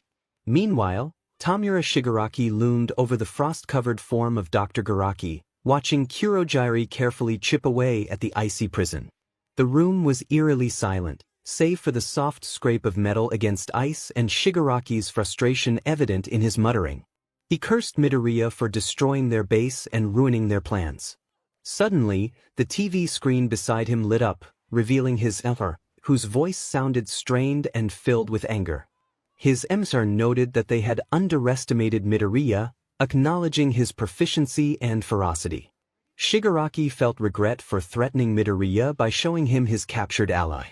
His emissary admitted it was a regrettable setback but reminded him that Kurojirai had acted swiftly, saving Dr. Garaki and many Nomu. The sight of the grotesque forms of the Nomu around him eased some of Shigaraki's frustration. He vowed not to let Midoriya win again, and his emissary agreed, emphasizing that this setback should teach him that strength alone is not enough. Strategy, patience, and adaptability were essential for true demps. Shigaraki's lips curled into a grin beneath his hand mask, filled with anticipation for revenge. His emissary offered assistance in the form of the 𝗵𝗃𝗧𝗵𝗲 serum, a small cylinder needle that Kurojirai produced from a portal. Shigaraki's curiosity was piqued as he examined the ominous purple liquid inside. His emissary explained that the serum enhanced physical and mental attributes to monstrous levels, amplifying rage and aggression while stripping away fear and pain. It was a temporary edge for those seeking destruction without restraint. Shigaraki was stunned by the power of the serum, realizing it could give him an advantage over Midoriya and the pro-heroes. He tightened his grip on the serum, a devious smirk forming beneath his mask as he plotted his next move. His emissary cautioned him to use it wisely, reminding him it was not a substitute for his own growth. Kurojirai stepped forward, ready to assist him in his plans. "Shall I store it for safekeeping, Tomura Shigaraki?" Shigaraki shook his head, his grin widening as he held the serum aloft. He declared that he would keep it, stating he didn't plan on needing a backup, but if it would help him defeat that annoying hero he would use it. Turning to the screen once more, his tone sharpened as he inquired whether this was another one of Garaki's experiments. To his surprise, the voice responded that it was not one of Dr. Garaki's creations. Kurojirai, curious yet cautious, asked where it had come from. The voice indicated it had connections, making it clear that this was not a matter for them to pry into. Kurojirai's mist swirled uneasily as he processed this cryptic response while Shigaraki's fingers tapped the glass of the 𝗵𝗃𝗧𝗵𝗲 serum, curiosity piqued and irritation simmering beneath the surface. Shigaraki repeated the term, connections, skepticism lacing his tone. He questioned whether someone was distributing weapons like this without their knowledge. The voice, calm yet authoritative, explained that it revealed only what was necessary. The 𝗵𝗃𝗧𝗵𝗲 serum had been acquired from a unique source, an associate whose loyalty lay in shadows beyond their reach. It came with a warning. Its power was immense, but its consequences were unpredictable. Shigaraki's crimson eyes narrowed as he examined the vial in his hand, asking how it was unpredictable. The voice explained that prolonged exposure could deteriorate the user's sense of self, driving them to act on pure instinct and rage, a true weapon of chaos. "Wield it with care, Tomura," it advised. Shigaraki, confident, remarked that they had the Nomu for that. The voice softened slightly, yet the underlying authority remained. It reminded Shigaraki that he was the successor and symbol of destruction, but even the strongest hand must play its cards wisely. Stepping back from the screen, Shigaraki's smirk returned as he assured his 𝗵𝗃𝗧𝗏 that he would play his hand when the time was right, ensuring that Deku and every hero who had crossed him would regret it. Laughter echoed ominously from the screen, affirming his words. As the screen went dark, Shigaraki turned to 𝗬𝗏𝗧𝗏, his mood sharp and resolute. He instructed 𝗬𝗏𝗧𝗏 to get 𝗧𝗏 thawed out and back to work, unwilling to wait for another setback. 𝗬𝗏𝗧𝗏 bowed slightly, his mists swirling as he resumed his task, complying with Shigaraki's wishes. Weeks passed, and Katsuki Bakugo found himself grappling with a new challenge, surviving Mirko's relentless mentorship. She was a solid teacher, her quirk training methods were brutally effective, her insights into the core values of heroism practical and grounded, and her unique ability to motivate him by tearing him down was certainly memorable. However, there was something about her that made him uneasy. It wasn't fear or irritation, it was complicated. Katsuki watched as Mirko dismantled an old training dummy with a single, powerful kick, her laughter echoing through the training ground. She called out to him, teasingly questioning if he was already tired. Breathing and sweating, Katsuki scowled at her, insisting he was not tired. Mirko challenged him further, stating he couldn't quit until he landed a clean hit on her. Gritting his teeth, he lunged at her, launching an explosive attack that she dodged effortlessly, landing gracefully behind him. Her taunts only fueled his determination. As the training sessions continued, Katsuki couldn't shake an unsettling realization. Mirko's brash, overly competitive nature, her cocky grin, and unshakable confidence reflected everything he had once been. Witnessing her aggressive approach to challenges made him question if this was how others perceived him. Katsuki wiped the sweat from his forehead, glaring at Mirko, who stood unfazed, arms crossed and grinning. He growled at her, suggesting she had a death wish. Mirko laughed, dismissing his threat and claiming that if she had a yen for every time someone threatened her, she would be lounging on a beach somewhere. Katsuki's irritation grew, insisting she wasn't funny. Mirko retorted that he was too uptight to appreciate the joke, advising him to loosen up before he ended up looking like 𝗵𝗃𝗧𝗏 before his glow-up. The thought of himself with a permanent scowl made him shake his head furiously. He snapped that he didn't have time to loosen up, he needed to get stronger and faster. Mirko interrupted, mocking his aspirations to save the world and become the #1 hero. She acknowledged that many shared the same goal, but Katsuki felt his motives were different, haunted by memories of his past actions. Noticing his distress, Mirko smirked and questioned what was wrong. Katsuki gritted his teeth, insisting he was fine and merely wondering how someone as reckless as her had not gotten herself into serious trouble. Mirko laughed, claiming that being the rabbit hero meant she thrived on risk, acting before villains could. Katsuki glared at her, arguing that acting without thinking was foolish and that she was merely lucky her speed saved her when her brain couldn't keep up. Mirko paused, narrowing her eyes before grinning and challenging him to share his genius plan for defeating her. Caught off guard, Katsuki hesitated, insisting he would figure it out. Mirko affirmed that he would indeed figure it out when it counted, reminding him that heroes did not receive perfect plans handed to them. They worked with what they had and adapted when the punches started flying, literally. Katsuki blinked, her words sinking in despite the mocking tone. Mirko tilted her head slightly, unsure. She was just saying whatever came to mind that she thought was right, responding with a nonchalant shrug. The hidden underground base beneath 𝗔𝗂𝗏 Hospital was currently swarming with law enforcement and pro-heroes, led by Detective 𝗧𝗵𝗲 and All Might. The atmosphere was thick with tension as they sifted through the remnants of what had once been an active site for unspeakable experiments. What they found was nerve-wracking, even for seasoned professionals like them. Cells lined the dimly lit hallways, eerily empty but brimming with a sense of foreboding. However, it was what lay beyond.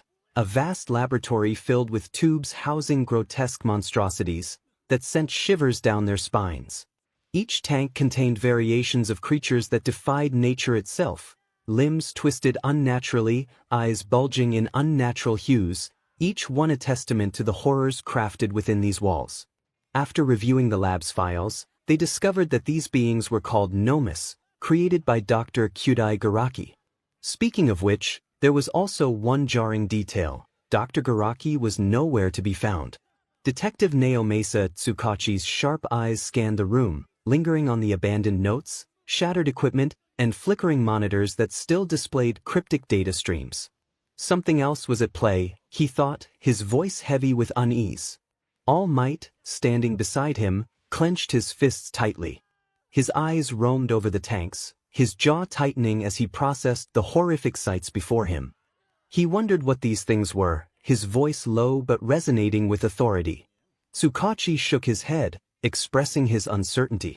Judging by the equipment and the condition of those creatures, whoever was behind this wasn't just experimenting, they were creating monsters. As they examined the lab further, officers began retrieving files from the lab's computers. A forensic specialist approached, holding a tablet displaying the extracted data. The specialist's voice was unsteady as they indicated that 𝗬𝗏𝗁 should take a look. 𝗬𝗏𝗁 stepped closer, his curiosity piqued. The specialist hesitated before responding, their tone grave. The creatures in the tanks, 𝗵𝗲 as they had been labeled, all possessed multiple quirks implanted within them. Both All Might and 𝗬𝗏𝗁 widened their eyes in disbelief. 𝗬𝗏𝗁's face tightened as he processed the information. Multiple quirks. All Might's eyes narrowed, a cold dread creeping into his expression. That wasn't possible, he thought, trying to maintain his composure. The forensic specialist nodded grimly, confirming their findings. They had thought the same, but the data didn't lie. Whoever was behind this had found a way to artificially implant multiple quirks into these beings. The implications began to take shape in 𝗬𝗏𝗁 and All Might's minds. They knew only one man capable of such a thing. All for one. But it couldn't be true. All Might clenched his fists, his teeth grinding as he fought against the realization. He had defeated him and made sure he was gone for good. As much as he tried to deny it, the facts were all there. Dr. 𝗬𝗓𝗏's involvement, these grotesque monsters engineered to house multiple quirks, and the secrecy of this hidden lab beneath 𝗂𝐵 Hospital all pointed to one horrifying conclusion. A conclusion he couldn't deny. All for One was still alive. In the end, the secret laboratory hidden below 𝗂𝐵 Hospital was brought to light, causing quite a stir for the public, especially for a certain quirk-stealing villain. An all-points bulletin had officially been sent out for Dr. 𝗬𝗓𝗏𝗏. A few months later, Izuku had a lot on his mind. Ever since the Gang Orca agency heist and his minion rescue, he had been feeling lost. Maybe he always had been. Sure, robbing banks and breaking into hero agency buildings was a lot of fun. It felt like a dangerous roller coaster going in an infinite loop. But after a while, it started to feel a little stale. That was how Izuku felt. Stuck in an infinite loop without anything significant to work toward, even after garnering such a reputation. To distract himself, Deku resumed his usual activities, robbing more banks, even if he was starting to grow fatigued. He called out to his minions, urging them to hurry up. The faster they were done, the faster they could move on. Suddenly, he noticed something ridiculous out of the corner of his eye. Henry, holding a bundle of bananas, was juggling them while balancing precariously on a pile of money bags. A small crowd of other minions had gathered around him, clapping and cheering as if he were a circus performer. Izuku pinched the bridge of his nose, exhaling slowly to keep his composure. He wondered what Henry was doing. They were robbing a bank, not hosting a talent show. He instructed Henry to put the bananas down, grab the money, and focus.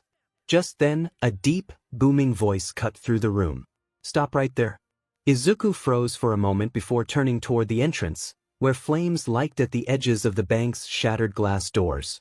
The imposing figure of 𝗵𝗏𝗏, Japan's #2 hero, strode inside, his fiery presence felt across the room. The minions scattered, dropping bags of money and bananas alike, squealing as they dove for cover behind furniture and desks. Izuku, however, remained rooted in place, a mischievous grin spreading across his face. For a second, he felt genuine concern, but then he realized it was just 𝗵𝗏𝗏.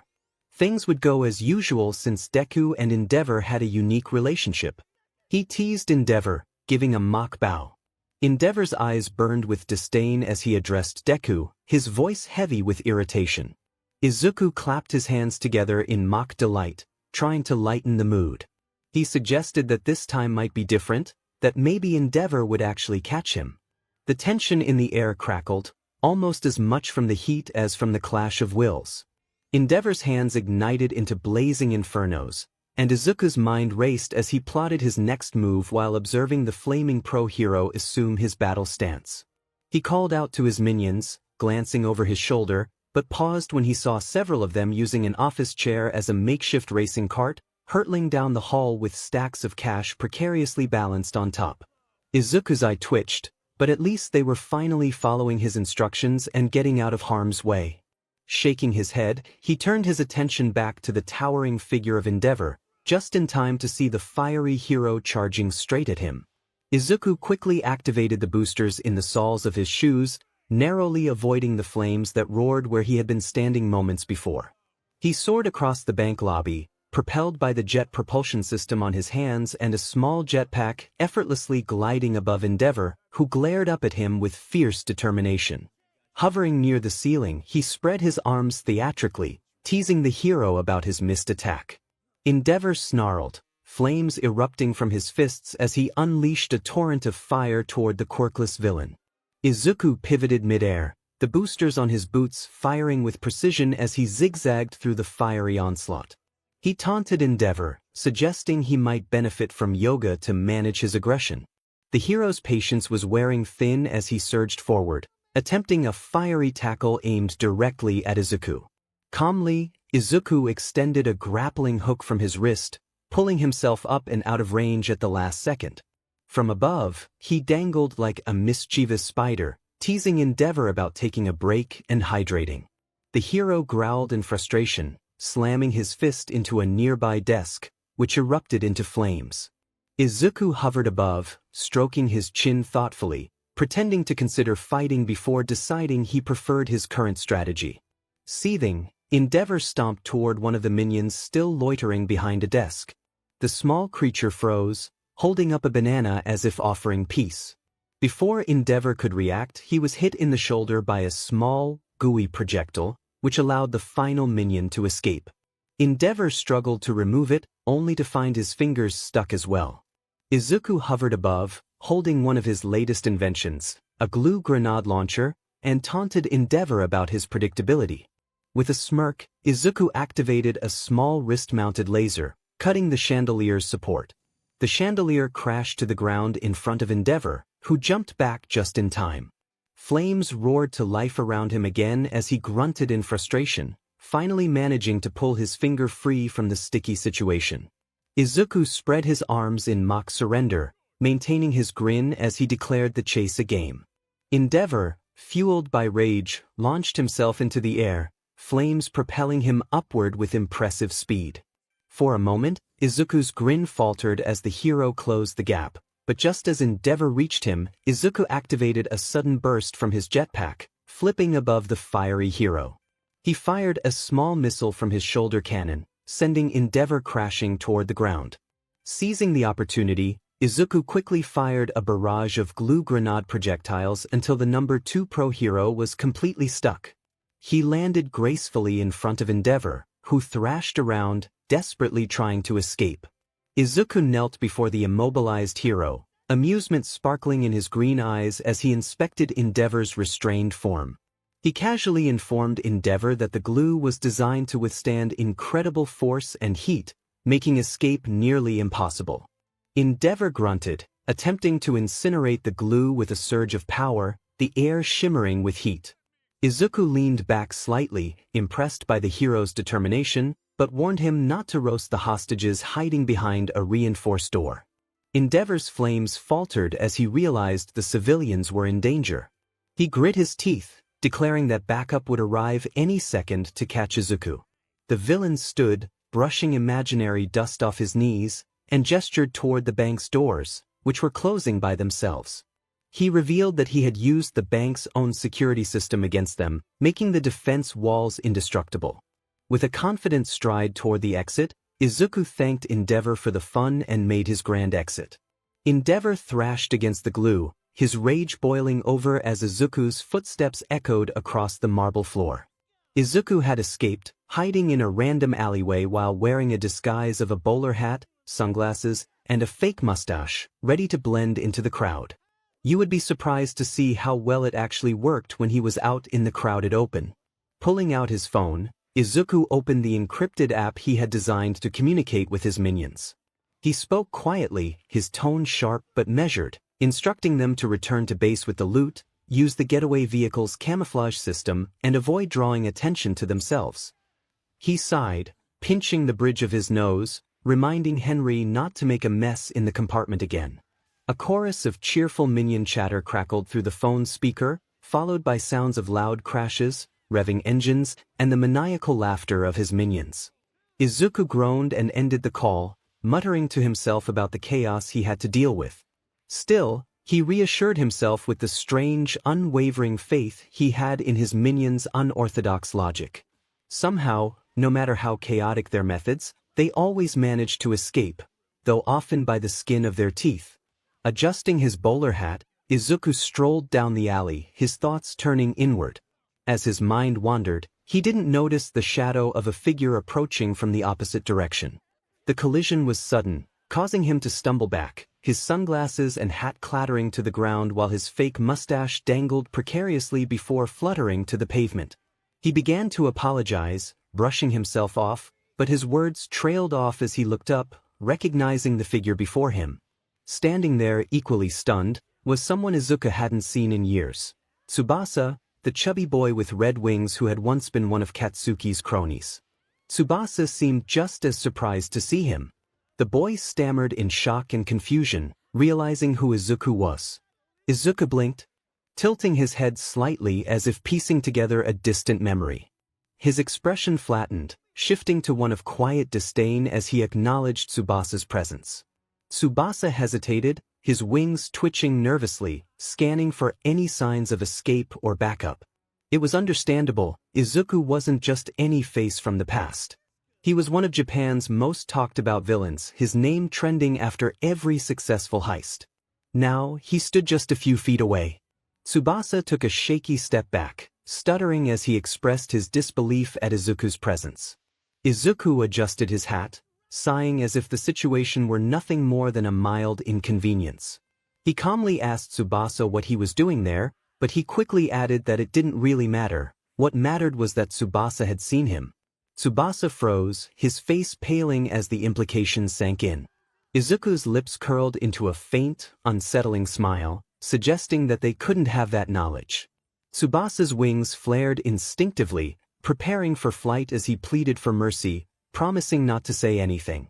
Izuku chuckled darkly, shaking his head, teasing that Tsubasa had never been good at bluffing. He then took a slow step forward, relishing the fear in Tsubasa's eyes. But before he could act, a question crossed his mind, one he couldn't resist asking. He inquired about Katsuki, his tone shifting to one of mockery as he referred to him as the hero, who thought he was better than everyone else. He feigned interest in how Katsuki was doing, wanting to know if he was suffering and if he realized the role he had played in creating the villain standing before Tsubasa. Tsubasa hesitated, his wings drooping slightly as he scratched the back of his head, trying to find the right words. When he finally spoke, he revealed that Katsuki was still aiming for you. Izuku's eyes widened, his entire body going rigid at the revelation. He couldn't believe it. Even after everything Katsuki had done to him, he still had the audacity to pursue his dream. The sheer gall of it made Izuku's fists clench, his body trembling with barely contained rage. Tsubasa tried to defuse the situation, but Izuku cut him off sharply. In an instant he raised his freeze ray and fired, the blue beam hitting Tsubasa square in the chest. Ice spread rapidly across his body, encasing him from head to toe in a solid block. Izuku stood there for a moment, breathing heavily as he stared at the frozen form of his former bully. A cold smirk curled his lips as he leaned in slightly, tapping the block of ice with his finger and taunting Tsubasa about his lack of foresight. Straightening his posture, Izuku adjusted his hat and sunglasses, his expression hardening. With one less loose end to worry about, he turned and walked away, leaving the frozen Tsubasa behind in the shadowed alley. Although Izuku felt a sense of satisfaction in silencing one of his former bullies, he was still filled with outrage over what Tsubasa had revealed. He couldn't believe Katsuki had the nerve to keep chasing his dream after everything. As he stomped down the alley, the audacity of it all consumed him. After everything Katsuki had done to him, after pushing him into despair and belittling him for years, he still dared to aim for you. Izuku's breathing quickened as his thoughts spiraled into anger. He leaned back against the cold brick wall of the alley, forcing himself to take deep breaths. To ease his mind, he thought back to what motivated him to become a villain in the first place. He recalled the moment he gave his big speech to his minions when he officially transitioned from being a quirkless punching bag to an ambitious villain. He wanted to be despicable. A faint smirk tugged at his lips as he pushed off the wall, realizing that for all his grand ideas, the past few months had been filled with trial and error, trying to figure out what being despicable truly meant. He had pulled off daring heists and taunted heroes to their breaking points, but something was still missing. He wanted to leave his mark, to be remembered as more than just another run-of-the-mill villain. He wanted to be unforgettable, impactful, the kind of villain who would force hero society to question its own integrity, much like the hero killer, Stain had done. For weeks, Izuku struggled to pinpoint a motive, a goal that could resonate with people and send shockwaves through the world. But nothing felt quite right. Then, as if sparked by a memory, another thought crept into his mind. A story Mr. Perkins had recently told him. Izuku grinned faintly as he recalled it. Mr. Perkins had been recounting one of his son's greatest feats, a crime so absurd, so outlandish, that Izuku couldn't help but be amazed. The man had stolen the pyramid. Even now, the sheer audacity of it made Izuku's mind race with questions. How had he pulled it off without anyone noticing? Where had he even hidden it? And most importantly, why had he done it? When Izuku had asked, Mr. Perkins' answer had caught him completely off guard. He didn't even have a goal or motive. He just did it for the sake of doing it. That answer had lingered in Izuku's thoughts, nagging at the edges of his mind. At first, it sounded ridiculous. How could someone commit such a monumental crime without any reason? But the more he pondered it, the more it intrigued him. Maybe, just maybe, that was the point. And that really got Izuku thinking. Perhaps he could make an impact in this world in a different way by becoming what he now aimed to be, the greatest villain ever. It wasn't about motives or justifications. It wasn't about making a statement or proving something. It was about being audacious, the sheer creativity and flair of it all. Izuku's grin widened, a spark igniting in his eyes. He had finally found his purpose. Straightening his hat and adjusting his sunglasses, Izuku stepped out of the alley, blending seamlessly into the bustling crowd. 1,000 ideas began swirling in his mind, each more outrageous than the last. He didn't need society's approval or validation. He didn't need a grand motive to shake the world. All he needed was to embrace what he had become, a villain, a despicable one. And he couldn't wait to show the world just how far he could go. He was ready to do whatever it took to be the greatest villain of all time. Meanwhile, in the Todoroki household, Shoto sat cross-legged on the couch, remote in hand, watching the news report another humiliating failure by his father, the #2 pro hero, 𝗵𝗏𝗏. On the screen, headlines blared. Deku escapes yet again. The quirkless villain continues to elude capture from the #2 hero. Accompanied by dramatic footage of 𝗵𝗏𝗏 storming out of a bank, covered in what appeared to be glue and visibly fuming. For once, Shoto's stoic face broke into a rare smile. At first, Shoto hadn't expected much from Deku when he first heard of him. Learning that he was quirkless and as young as him had initially shocked him, making him think it wouldn't be long before Deku got caught. Boy, was he wrong. More and more news came in about Deku breaking into hero agencies, outsmarting pro heroes, breaking into banks, and more after his unofficial villain debut of blowing up his middle school. But by far the most shocking news was his recent encounter with the symbol of peace himself. Although their confrontation remained unclear to the public, rumors circulated that Deku had actually managed to land a hit on the #1 hero and escaped. Even if that wasn't true, the fact that he managed to evade all might was a feat worthy of recognition. With that, Deku's popularity skyrocketed from being a mundane villain to a considerable high-level threat. The sound of the front door opening pulled Shoto from his thoughts. Fuyumi stepped inside, carrying her bag from her teaching job.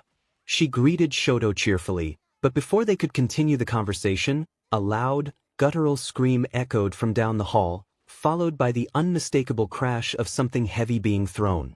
Fuyumi followed Shoto's gaze to the news report, immediately piecing together the situation. Deku again. Shoto nodded in response. Fuyumi set her bag down, her tone carrying equal parts exasperation and understanding. Another thing that hooked Shoto onto Deku was the interesting dynamic he had with his father. He had heard of joke villains in media and real life that weren't much of a threat, with heroes treating them as such. But he had never seen it be the other way around, where the villain treated the hero as the punchline. Deku had flipped the script entirely, treating 𝗵𝗲𝗏 as his joke. It started when Izuku escaped 𝗵𝗲𝗏 by simply talking, knowing he couldn't physically beat the number 2 hero. After that, Deku became more dramatic and creative in how he interacted with 𝗵𝗏𝗏. Even the gadgets he used against the flaming hero became increasingly ridiculous. He wasn't just trying to evade capture, he was actively toying with the number 2 hero. It was like they were having their own comedic rivalry. The internet agreed. Video compilations of Deku's antics had gone viral, with titles like Deku Escaping 𝗵𝗏𝗏 Compilation Part 4 and Deku being a hilarious troll to 𝗵𝗏𝗏 for 13 minutes straight. Among many more, these were the video compilations that Shoto would joyously watch during his free time. One of his favorite moments was during his father's birthday when Deku gave 𝗵𝗏𝗏's agency a little gift. Deku had littered the agency building with small banana-shaped bombs. When they detonated, they filled the building with an odor so foul it was described as indescribable, a mix between rotten fruit and a public restroom after a big meal. They knew it was Deku since he left a little message on 𝗵𝗏𝗏's office desk, "Happy birthday, NG. Deku." It was attached to another small banana bomb that exploded in NG's face. Since about half of everyone in 𝗵𝗏𝗏's agency was made of fire, it didn't take long for the smell to intensify and spread. The odor took an entire day to clear out. Just thinking about that incident brought a smile to Shoto's face. It was moments like that, among many more pranks Deku pulled on his father, that brightened Shoto's days. Without realizing it, he had become Deku's #1 fan. Even if it felt wrong to support a villain, Shoto simply didn't care as long as he could keep seeing his father embarrassed. Deku's antics made living under 𝗵𝗏𝗏's oppressive shadow a little more bearable. And the best part, Deku wasn't just embarrassing 𝗵𝗏𝗏, he was shaming him. Shoto knew that was a huge blow to his father's pride.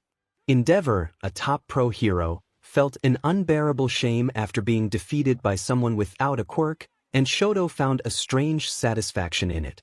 Another frustrated yell echoed from 𝗵𝗏𝗏's room, followed by the sound of something shattering. Once, that noise would have made Shoto flinch, but now it was music to his ears. A small, satisfied smirk appeared on Shoto's lips as he leaned back on the couch. His home life might be difficult, but witnessing his father throw a fit after being humiliated by Deku once again brought him a sense of relief.